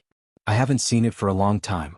I wonder if any Nether River Black Carp will obtain the great opportunity to transform into a dragon." The scholar turned to Silver Armor Soldier and smiled. "This is a rare opportunity. We can't miss it. Shall we go take a look?" There was no need to say anything. The two of them had known each other for many years and could understand each other with just a look. The two of them turned into a streak of white light and silently passed through the window. In the blink of an eye, they disappeared into the endless night sky one after the other. Several fireflies that were climbing upside down on the roof of the attic to illuminate the place immediately fell down, flapped their wings and flew out of the window. Through the window, the attic immediately became pitch black. In the sky above the Dragon Transformation Sect, the 10 over purple lightning were still spinning like a top, giving people a dazzling and blurry feeling. However, it caused the people below to willingly watch without blinking. Hiding behind Yu Qianqiu, little Yuan, who was grabbing his robe with his small hands, also stuck out his head and stared at the sky without blinking. However, Yu Qianqiu felt uncomfortable all over. The two little hands were tugging at his clothes from behind. It felt like there were two weights hanging on his clothes. The collar of his clothes was being strangled by the little fellow behind him. It was abnormally awkward. "Damn it. Why are you so nervous?" Yu Qianqiu could feel little Yuan's grip getting tighter and tighter. His neck was also getting tighter and tighter. He was speechless and wanted to pull the little fellow to the front. However, the others' awesome parents, brothers and sisters were all present. He had no choice but to restrain himself. He twisted his strangely uncomfortable neck, and when he swept his gaze across his surroundings, he was suddenly stunned. In the distant water region with the Dragon Transformation Sect as the center, a large group of messy people had silently appeared without a sound. The vision of the underworld was not very good. With his cultivation, if he did not pay attention, he would have missed them. Looking around, he could vaguely see that the people around him were all standing on the waves, and all of them were in an imposing manner. Some were standing with their arms crossed valiantly, while others had their hands behind their backs proudly. There was a distance between them and very few of them were standing close to each other. It seemed like they were not the same group of people. From the different clothes they were wearing, it was clear that they were not people of the Li Palace. "Old Song, don't just look up. Look at the people around you. Who are they?" When Song Yunxin heard Yu Qianqiu's message, he subconsciously looked around. He would not have known if he did not look, but when he did, he was shocked. His eyes flickered for a long time before he replied, "Those that I can see clearly have a cultivation of at least the early stage of the Underworld Emperor. I can see those that are too far away, but I cannot see their cultivation. However, their cultivation should not be low. As for who they are, I have not seen any of them. They should all be experts of the underworld." Hearing this, Yu Qianqiu was slightly shocked. Looking at the indistinct figures in the distance, there were at least 800 people. Could they all be experts of the Underworld Emperor level? He asked Xinyu in disbelief, "Xinyu, look around and see who those people are." Xinyu turned his head and glanced at him. When he saw the strange sight of the fourth prince of the Li Palace grabbing his clothes and strangling him, he couldn't help but find it funny. But when he looked around, his smile instantly vanished. His eyes scanned the area and he gasped in shock. "They're all experts of the water tribe of the Underworld River. Their status in the water tribe is roughly the same as Li Guang's, but there are some who are even stronger.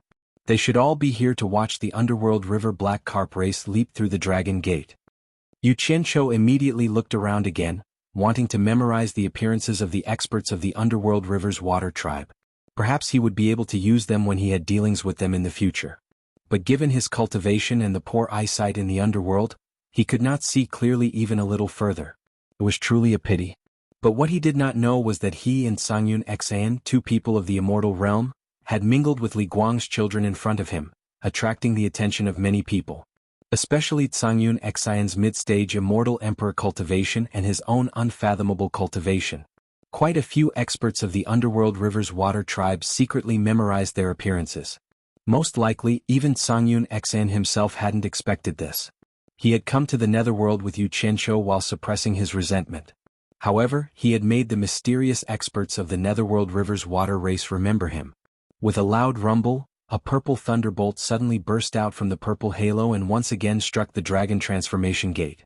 The violet lightning swam through the dragon transformation gate, and an ancient and majestic chi once more rippled through the surroundings. The violet halo in the sky suddenly expanded, its radiance growing even more dazzling.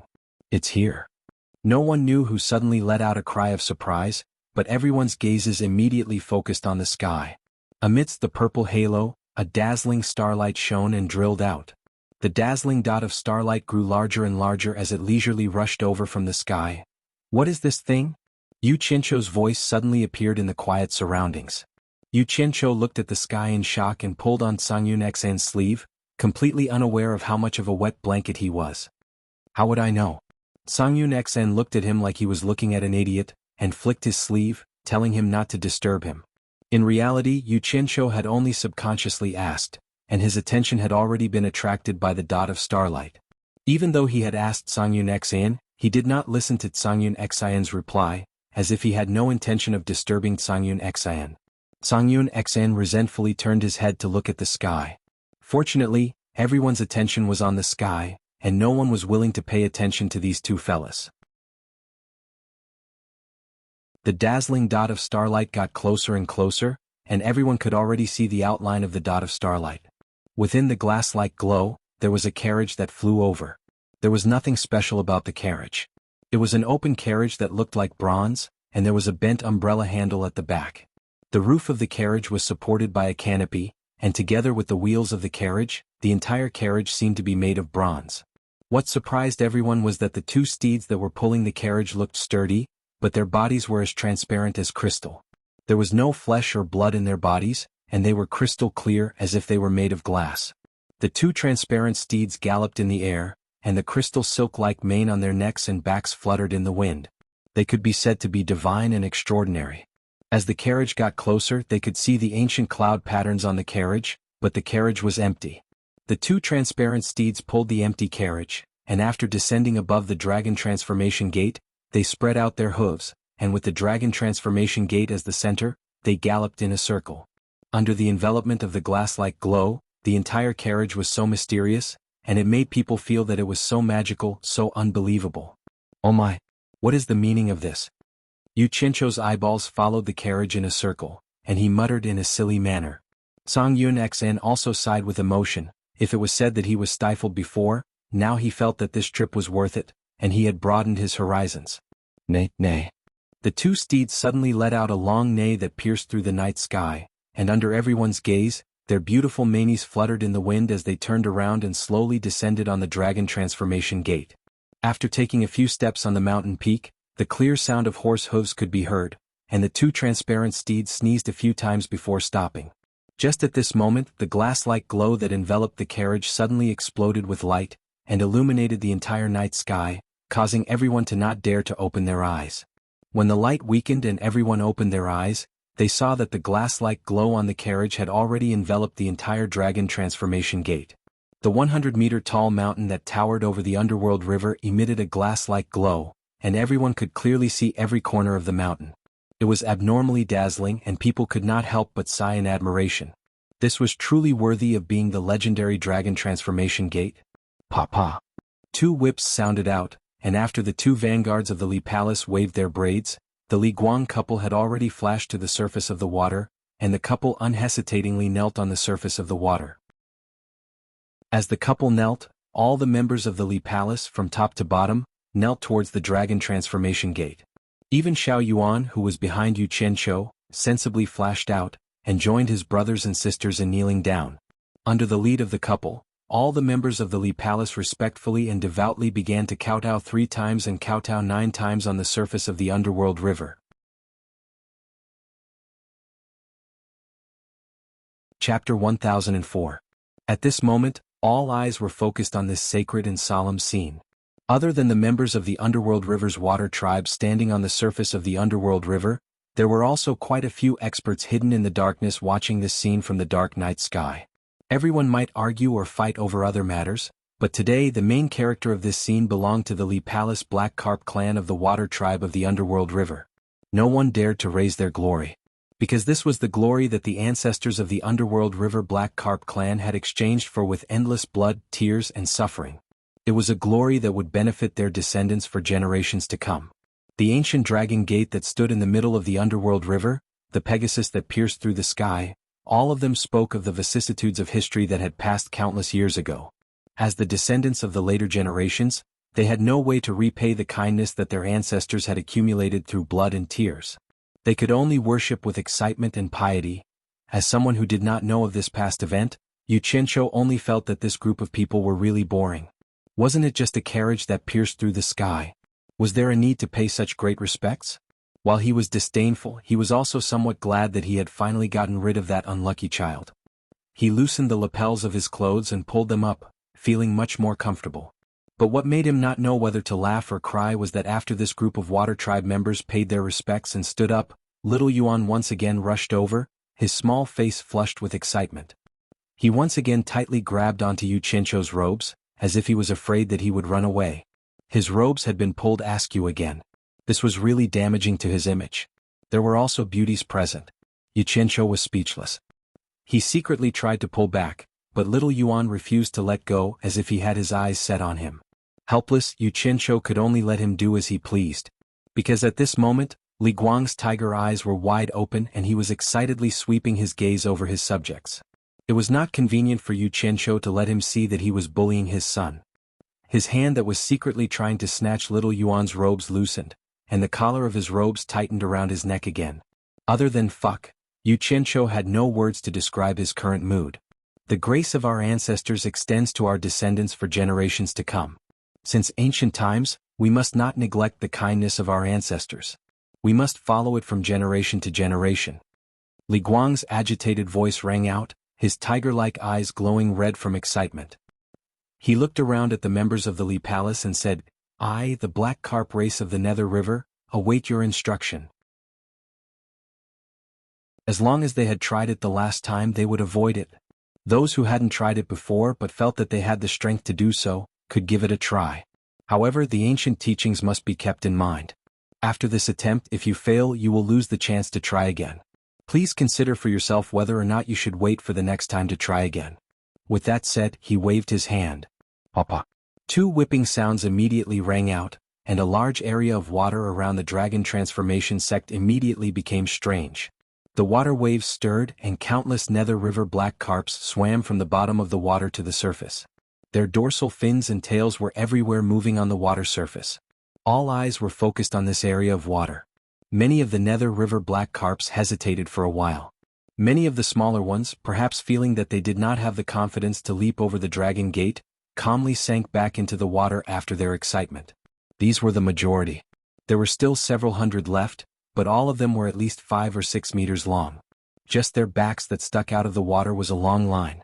At this moment, the side of the dragon transformation sect facing Li Guang and his wife was also the side Yu Qianqiu and the others were standing on. The several hundred massive Nether River black carps suddenly parted, their enormous backs sticking out of the water forming 2 long lines, leaving a 10-some meter wide channel in the middle. The black carp at the very end swam out of the formation, and quickly swam to the front of the channel. It turned around, paused in the water and suddenly broke through the waves like a shuttle. In an instant, it was dozens of meters away from the dragon transformation sect. With a schwa sound, its 5-meter-long body fiercely shot out of the water, and with a slight angle, it directly shot towards the dragon gate. This action, not only Li Guang and the other water races, even the usually indifferent Yu Qianqiu became worried. He hoped that this black carp would leap over the dragon transformation sect, and then witness the legendary scene of transforming into a dragon. Even Xiao Yuan, who was behind him, excitedly grabbed onto Yu Qianqiu's robe. Yu Qianqiu immediately cursed his ancestors in his heart.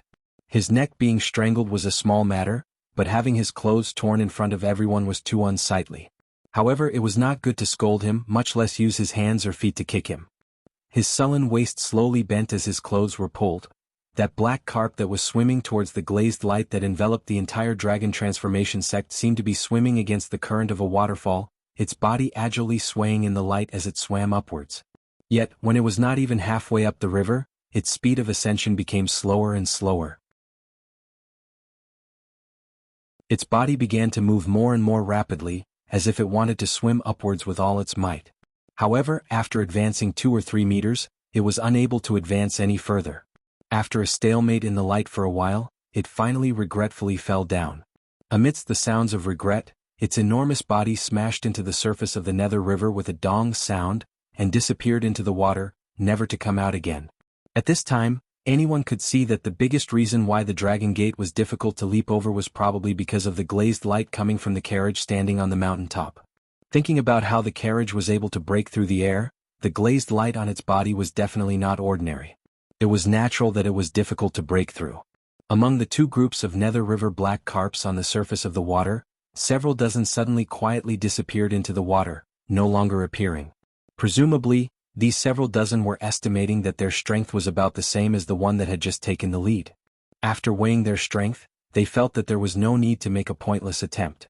It was better to wait until their strength increased, and then calmly wait for the next Dragon Gate call to try their skills. This empty Pegasus carriage, I wonder who will be lucky enough to sit on it, and who will be able to transform into a dragon and soar through the air? The one speaking was a woman. It was the second princess of the Li Palace, standing in front of Yu Qianqiu. When these words were spoken, the gazes of the brothers and sisters all fell on the quiet, empty carriage at the top of the mountain, each of them revealing an expression of envy. Only the third princess, who had appeared first, still had a calm and indifferent expression, as if she was not too interested in the matter of leaping over the Dragon Gate. On the other hand, Yu Qianqiu and Grey Cloud Xang glanced at each other, both revealing an expression of sudden understanding. They had previously been wondering why the Pegasus carriage had made such a big scene, pulling an empty carriage through the air. It turned out that only after leaping over the Dragon Gate and transforming into a dragon would a black carp have the right to ride the Pegasus carriage through the air. Grey Cloud Xion's gaze then froze. Only now did he realize that Yu Qianqiu was standing there with his shoulders crooked like a loafer. When he saw little Yuan, who was tugging at his clothes, he immediately gave Yu Qianqiu an expression of schadenfreude. You deserve it. At this time, the people of the Hidden Dragon Mountain Villa in the distance, after witnessing the miraculous scene of the Pegasus carriage descending, were truly shocked. Unfortunately, because they were afraid of causing trouble, they had stayed a little too far away. They could not see the scene clearly, let alone hear what the people there were saying. From time to time, the gazes of the group would turn towards Grey Cloud Xan and Yu Qianqiu, who were still standing among the people of the River Styx's water race. They could not help but admire the extraordinary courage of these two. It was truly a great pity that they could not stand close enough to clearly see such a spectacle. But now they did not have the courage to approach again. Not to mention the numerous experts of the River Styx's water race on the surface of the water, even in the sky they could vaguely see experts hiding. Occasionally they would even glance at them with unfriendly gazes. It's a pity that before father left, he said that as the royalty of the River Styx's black carp, we have to give way to our clansmen when it comes to matters of right and wrong. We can only be ranked last. The first princess sighed slightly, her expression somewhat unwilling. That's right. The second princess also sighed slightly. It's a pity that every time the Pegasus carriage descends, it will only take away one of our clansmen who has leaped into the Dragon Gate. We don't know when the next time will be. I heard that there was once a clansman who succeeded in leaping into the Dragon Gate before our royal family. In the end, we, the members of the royal family, did not even have the chance to try. Yu Qianqiu and Sang Yun, whose shoulders were tilted and whose movements were strange, looked at each other with confidence. The two of them exchanged glances, thinking that they had learned another secret. It turned out that the Pegasus carriage would only take away one person who succeeded in leaping into the Dragon Gate each time. The great crown prince of Li Palace, who stood at the head of the group, slowly turned his head and glanced at his two younger sisters. He coldly snorted and said, "It seems that my two younger sisters are certain of victory in this Dragon Gate leap.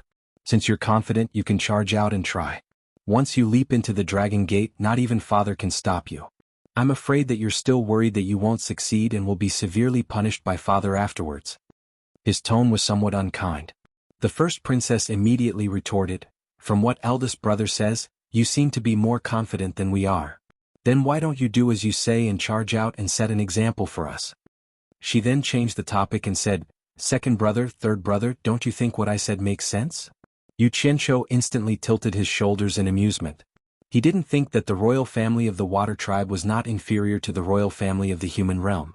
Even siblings were scheming against each other. Just as he was wondering if these unfilial children of his would do something out of line, he suddenly realized that his siblings were all as quiet as cicadas in winter. He instinctively turned his head to look, and sure enough, Li Guang was already glaring at them angrily. At this moment, one of the two rows of black carps on the surface of the river Styx had already come out to make its preparations. After a moment of preparation, it broke through the waves with a whoosh, its speed far faster than the previous one. Before it even reached the foot of the mountain, there was a splash as a giant black carp, 7 to 8 meters in size, shot out. Piercing through the glazed light, it instantly covered half of the distance to the 100-meter mountain. Once it slowed down, its body quickly twisted like a migrating fish swimming against the current of a waterfall. Very quickly, it rose another 20 meters, and was only 20 meters away from its destination. What was most worrying was that its momentum was still not exhausted. Its enormous body was rapidly moving, and it continued to advance meter by meter. Beautiful. Yu Qianzhou's mouth was agape, and he was just short of applauding and cheering. In any case, to him, it didn't matter who transformed into the Dragon Gate. It had nothing to do with him. However, its shoulders tilted even more and its clothes were stretched taut. The little fellow behind it was indeed a little too excited.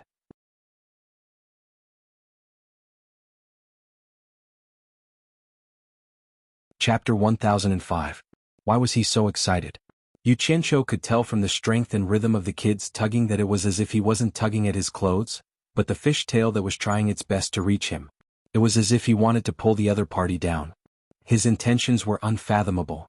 In the end, just as he wished, that netherworld river black carp couldn't move forward even an inch when it was only a dozen meters away from the top. Under the scouring of the treasured glaze light, its body slowly slid down. In the end, it gave up due to its lack of cultivation and fell down. With a bang, it made a regretful splash in the netherworld river. Amidst the cries of regret, Yu Qianzhou's hand that was holding onto Yu Qianzhou's back gradually loosened its grip. Everyone could now see that the colored glaze light enveloping the dragon transformation gate exerted greater pressure the closer one got to the top. It was difficult for those without great abilities to reach the top and become a dragon in one leap. This colored glaze light undoubtedly had a screening function.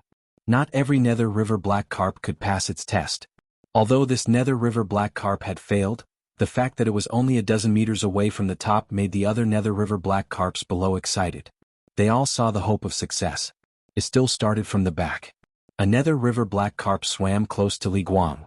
After making some preparations, it broke through the waves like an arrow released from a bow.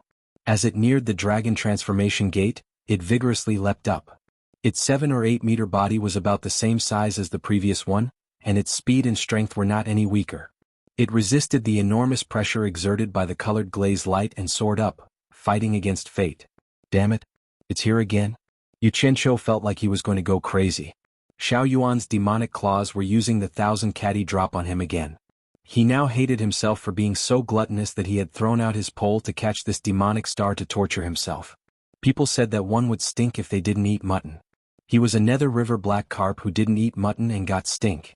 Coming to the netherworld was truly retribution. Looking at the surface of the nether river, there were still more than 200 nether river black carps lining up to leap through the dragon transformation gate. These 200. I can't take it anymore, I can't take it anymore. Yu Qianzhou's gaze swept around, finally landing on the Li Palace's third princess who happened to be standing right in front of him.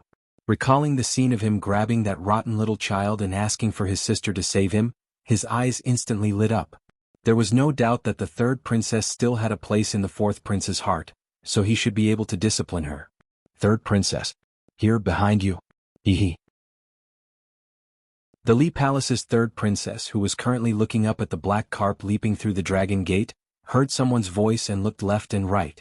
When he finally turned around, he immediately saw Yu Qianqiu smiling bitterly at him. Yu Qianqiu stood there with his body askew. His movements were abnormally awkward because his robe was being pulled by his younger brother. The third princess immediately turned around and nodded apologetically at Yu Qianqiu. She then glared at her brother, who was staring at the dragon transformation sect, and whispered, "Little Yuan, don't be rude." Xiao Yuan looked at his sister blankly, not knowing where he had gone wrong. The third princess could only glare at him and personally pull away Xiao Yuan's hand that was tugging on Yu Qianqiu's robe. "I finally escaped from this unlucky child's clutches."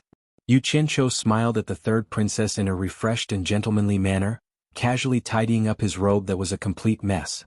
The third princess pulled Xiao Yuan's hand, frowned and reprimanded him in a low voice, "Stand in front of me. No, I want to be with brother Yu." Xiao Yuan's attitude was very stubborn, as if he was determined to be with him for the rest of his life. His other hand once again grabbed onto Yu Qianqiu's robe. Yu Qianqiu was not prepared at all and stumbled from the tug. His expression twitched and he looked innocently at the third princess as if saying, "Big sister, please discipline me." The third princess felt extremely apologetic for her brother's rash actions and shyly bowed to Yu Qianqiu. Anger flashed across her face as she said in a low voice, "Be obedient and stand in front of me." "No." Xiao Yuan hugged Yu Qianqiu's arm with one arm. The commotion caused by the two sisters attracted the attention of the brothers and sisters in front of them. Even Li Guang and his wife glared at them, as if reprimanding the siblings for still being in the mood to play at a time like this. It was simply too outrageous. The third princess was suffering in silence and could only glare at her brother angrily. However, it was not convenient for her to continue tugging and pulling, so she took Xiao Yuan's hand and stood beside him. Beside them, Sangyun Xang glanced sideways at Yu Qianqiu, the corners of his mouth curling into a mocking smile.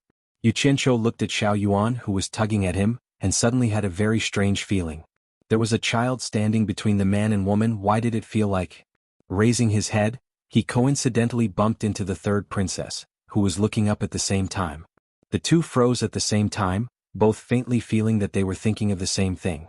Yu Qianqiu was very good at concealing his thoughts. He grinned, revealing a mouthful of white teeth, as if to prove that he was very pure and had not let his thoughts run wild. But the third princess averted her gaze, a blush rising to her face as she quickly turned her head away. With a bang, the Netherworld River black carp followed in its footsteps. Just like the previous one, it failed on the verge of success when it was only 10-some meters away from the top. Soon after, 3 or 4 Nether River black carps, which were also 7 or 8 meters in size, attempted to leap over the dragon gate, but all of them failed when they were only 10 meters away from the peak. This short distance of 10 meters seemed like an insurmountable moat, causing the Li Palace's members to sigh in regret. Just as these Netherworld River black carps failed, over 100 similar Netherworld River black carps quietly disappeared from the 2 lines on the surface of the Netherworld River. It was obvious that they had retreated in the face of difficulties. In truth, this was a wise move. Retreating in the face of difficulties and waiting for an opportunity to try again might give them a greater chance of success. However, no one dared to guarantee when the next opportunity would appear. This was also the main reason why everyone was so anxious to try when an opportunity presented itself. At this moment, there were only 100 or so black carps left on the surface of the river, and they were naturally all of extraordinary strength. Strangely, their formation had fallen into disarray. The school of black carps had gathered together, as if discussing something. Not long after, the princes and princesses standing in front of Yu Qianqiu all paled. The first princess said in a low voice, "Not good, the prime minister is about to act." The school of Netherworld River black carps retreated to the side, leaving behind the largest Netherworld River black carp that slowly swam in front of Li Guang. Li Guang gave a slight nod as if silently agreeing to something. Only then did the black carp turn around and begin its preparations. A moment later, a dorsal fin noiselessly swept across the surface of the water.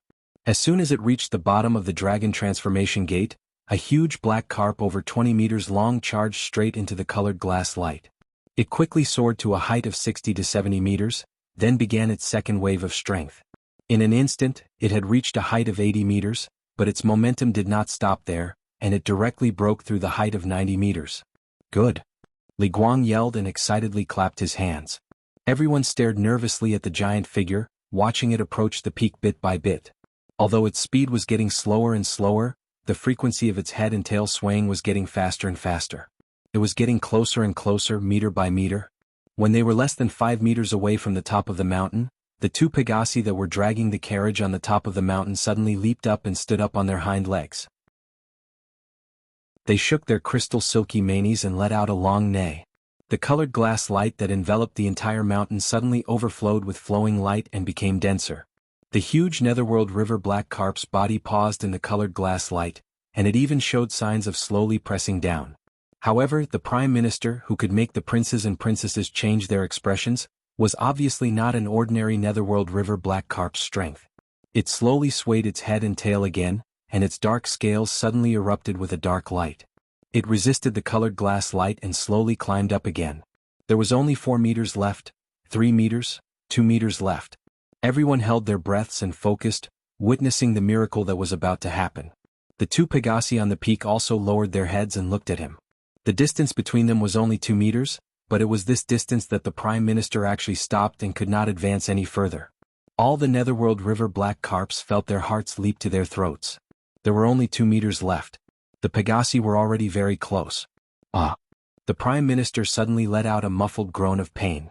His body, which was frozen in the glazed light, began to tremble, and one of the large black scales on his body suddenly fell off and was sent flying by the glazed light. From this, one could see just how much pressure he was under. All the members of the Lee Palace's water tribe paled. But this was only the first scale.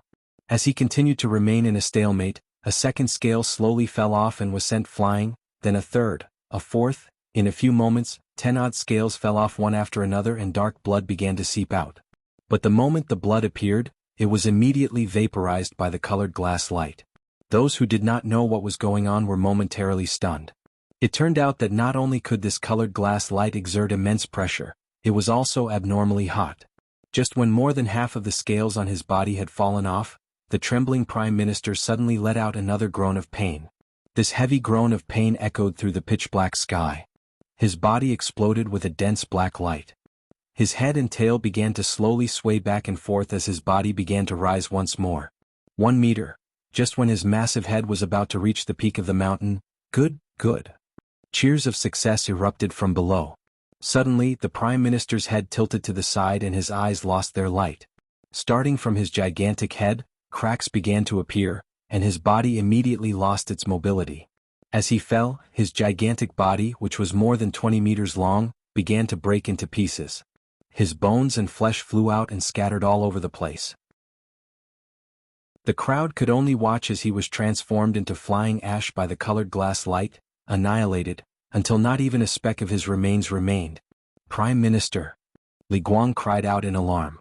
All the members of the Lee Palace's water tribe were speechless. The various water tribe experts watching from a distance all sighed and sighed. This Prime Minister of the Lee Palace was far too eager to show off. He had already surpassed the limits of his strength, so why did he need to put on a brave front and throw away his life?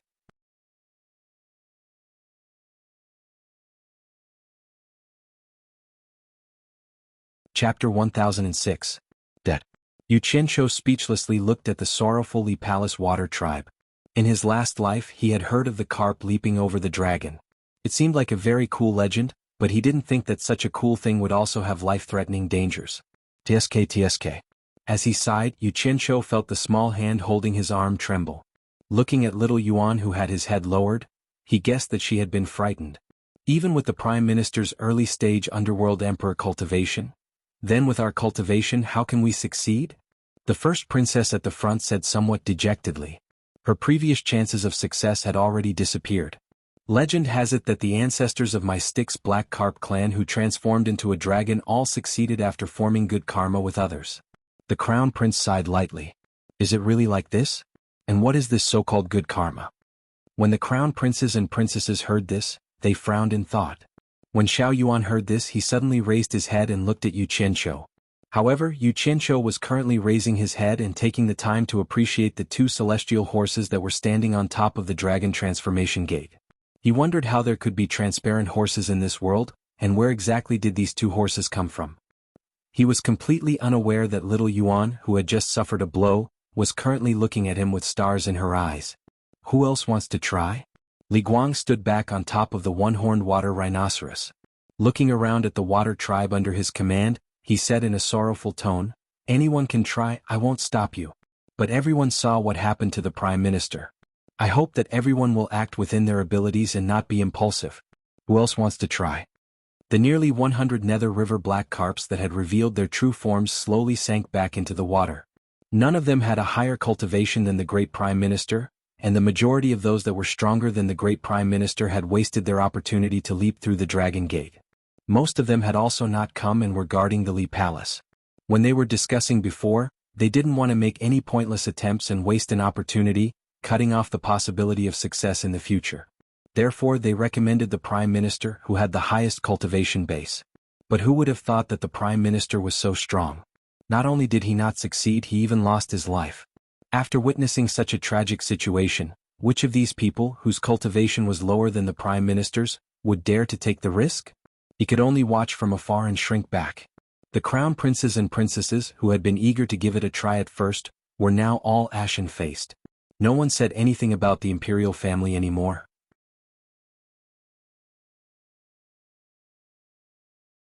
They realized that in the face of life and death, everyone was equal.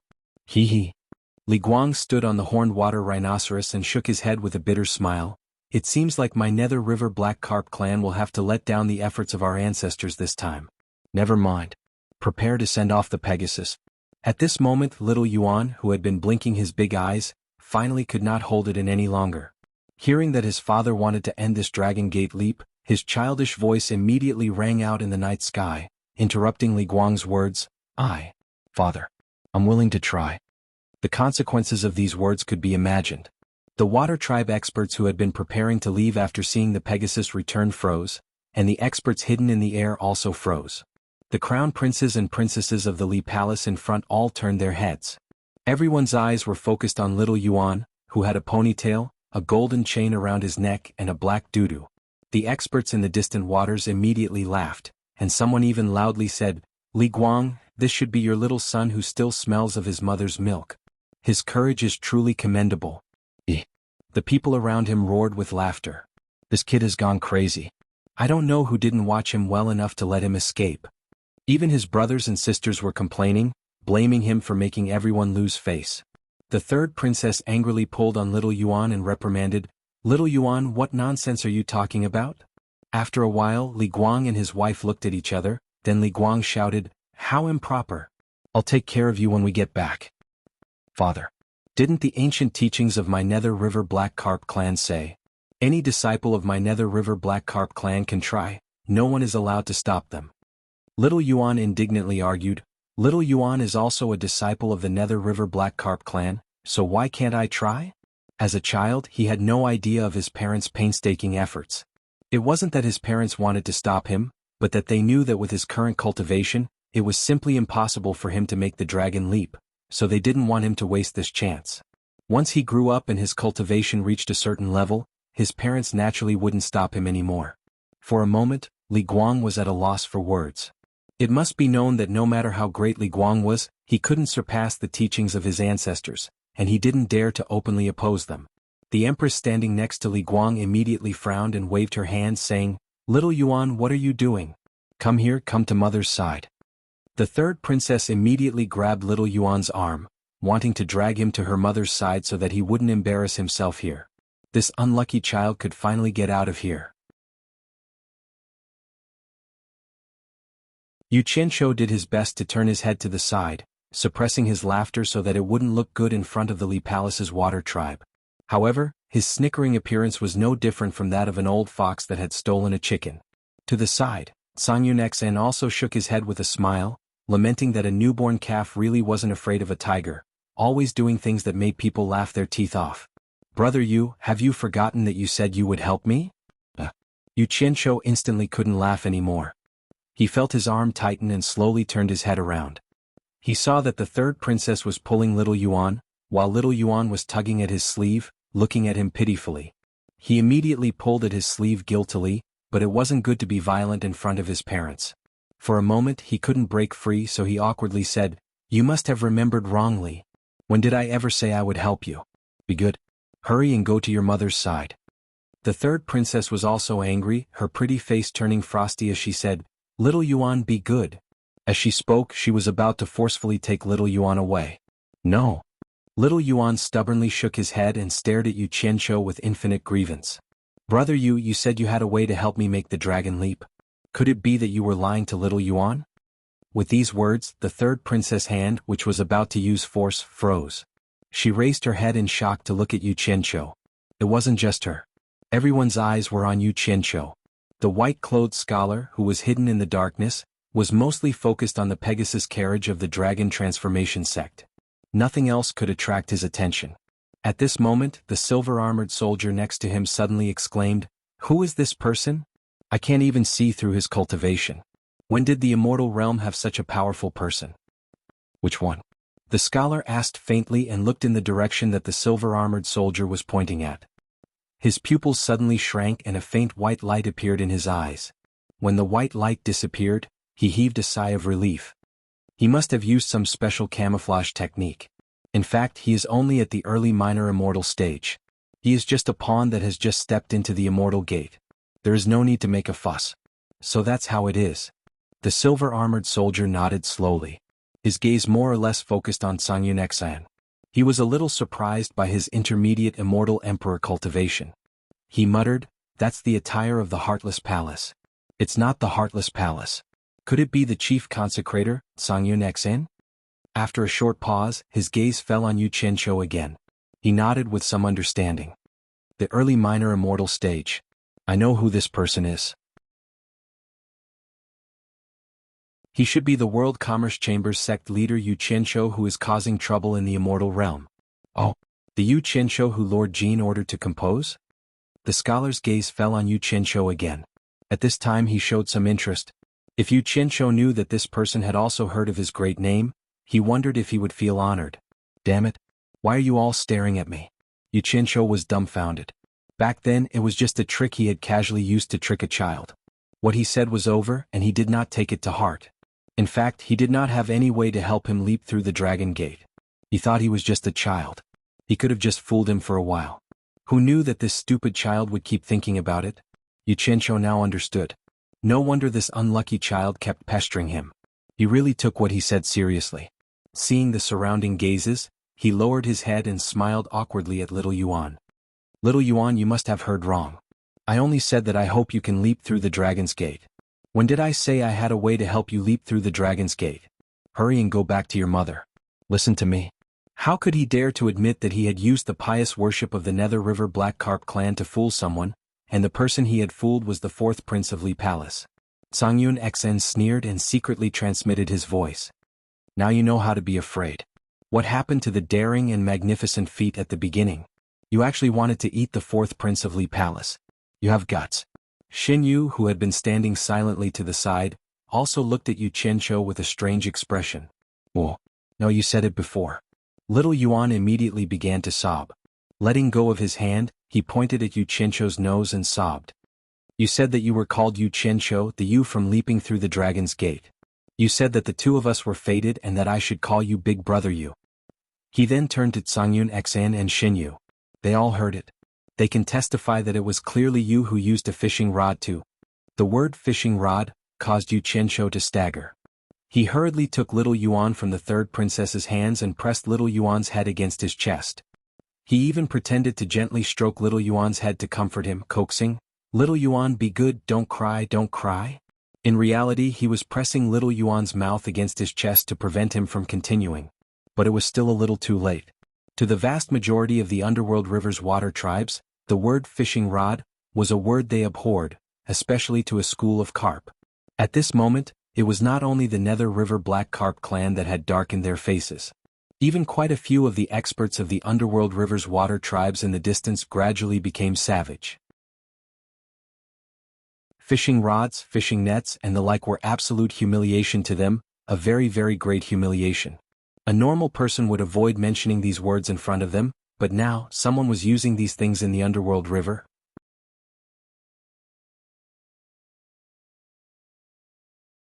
Chapter 1007. Yu Qianqiu casually glanced at them a few times and felt too embarrassed to look again. He was very depressed in his heart. With his eyes, he could tell that he had angered everyone. It was supposed to be a good thing. It's all this unlucky child's fault. Yu Qianzhou's hand exerted a little more force and pressed little Yuan's head, which was about to raise, against his chest. He thought that it would be better to take this unlucky child as a hostage. It was better for him to leave first.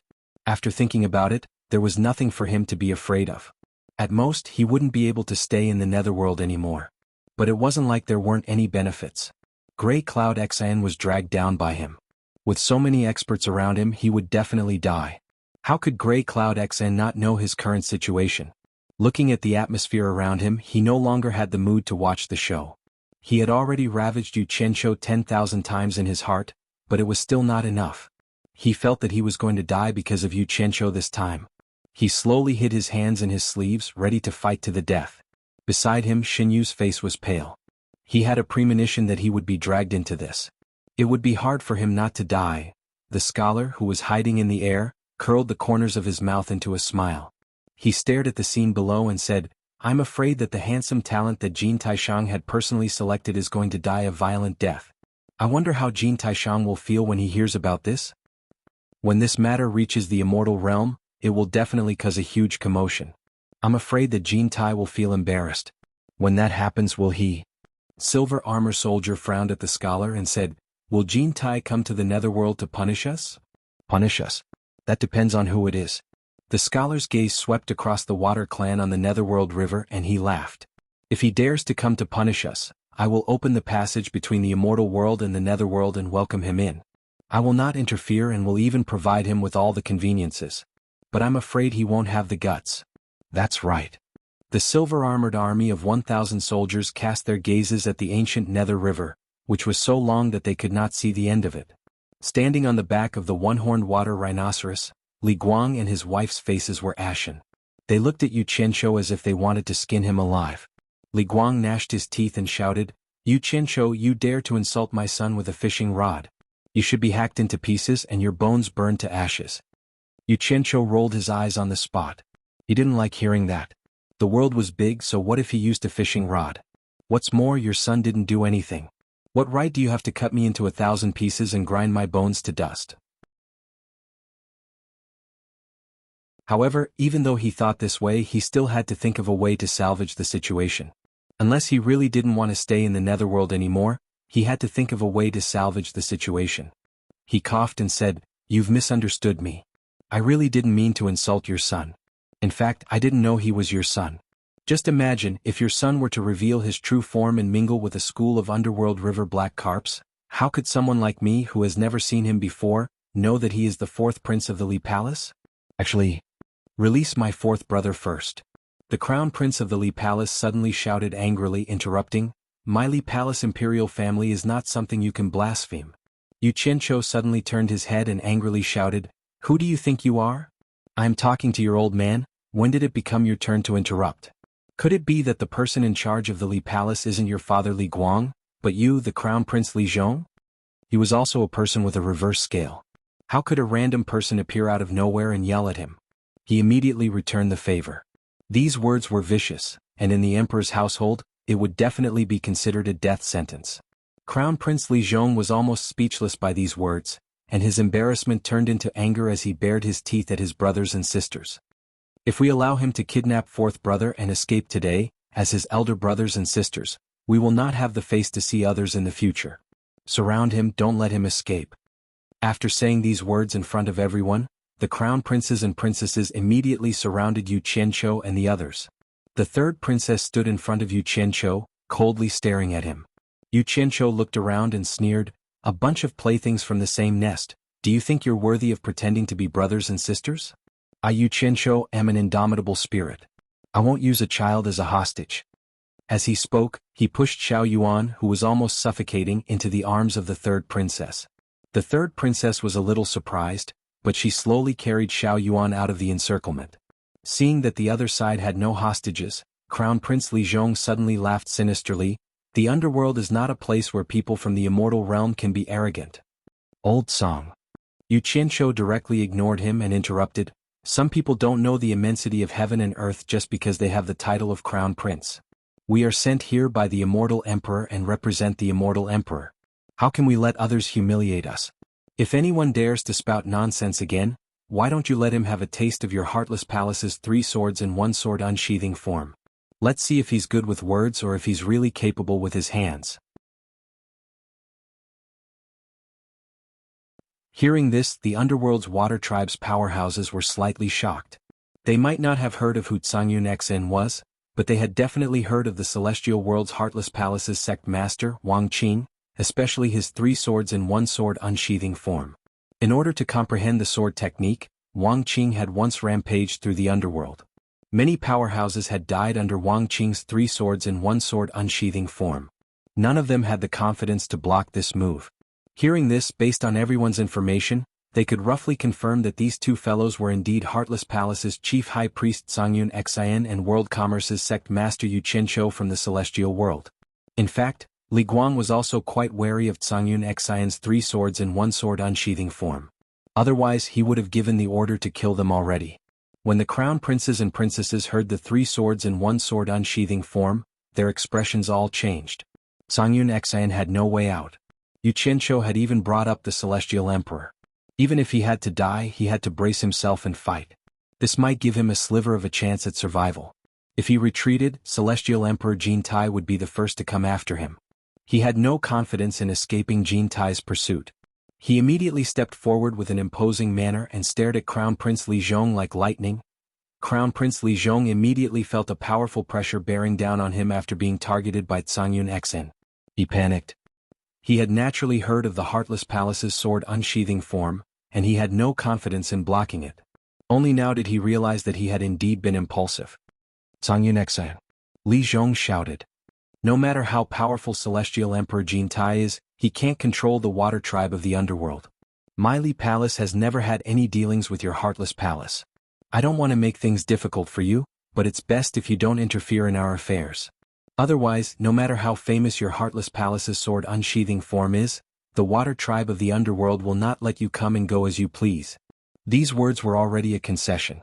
It would be a lie if Tsangyun Xen said that he wasn't tempted, but he knew that if he retreated now, immortal Emperor Jin Tai would probably make his life a living hell. He had no choice but to say it out loud. Tsangyun Xen slowly closed his eyes.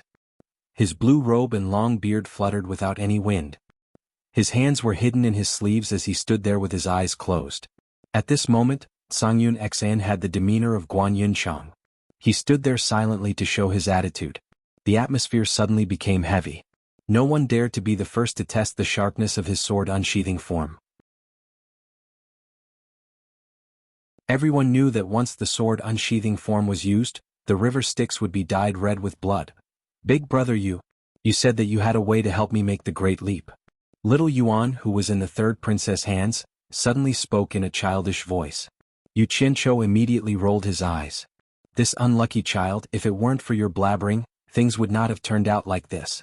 At this moment, Li Guang, who was in a difficult position, gritted his teeth and said, Yu Qianqiu, did you say anything to my son about helping him make the great leap?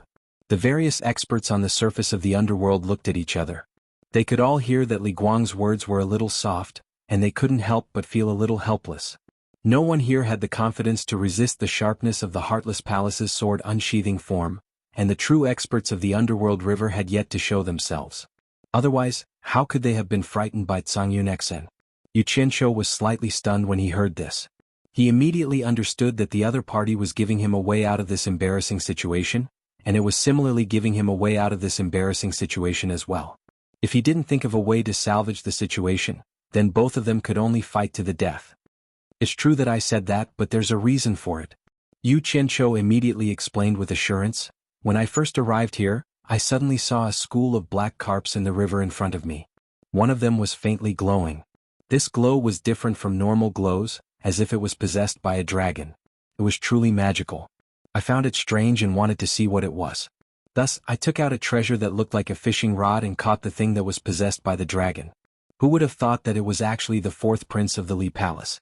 Don't you think this is a huge misunderstanding? As soon as he said this, countless people silently cursed him for speaking nonsense, but no one pointed it out. They only heard Yu Qianqiu continue to ramble. When the fourth prince was caught by me, he felt extremely wronged. In order to comfort him, I told him that I had a way to help him make the great leap. Actually, it was just a way to coax a child. Who would have thought that he would take it seriously? I really didn't have the slightest intention of insulting the water tribe of the river Styx. I hope that your majesty will forgive my unintentional mistake. As he spoke, he cupped his hands, his attitude was very sincere. The surroundings were completely silent, and all eyes were on Li Guang. Under the watchful eyes of the crowd, Li Guang was about to go crazy. He thought to himself, you can just deny that you didn't do anything, and then I'll slowly investigate the truth. In the end, I'll just let it go.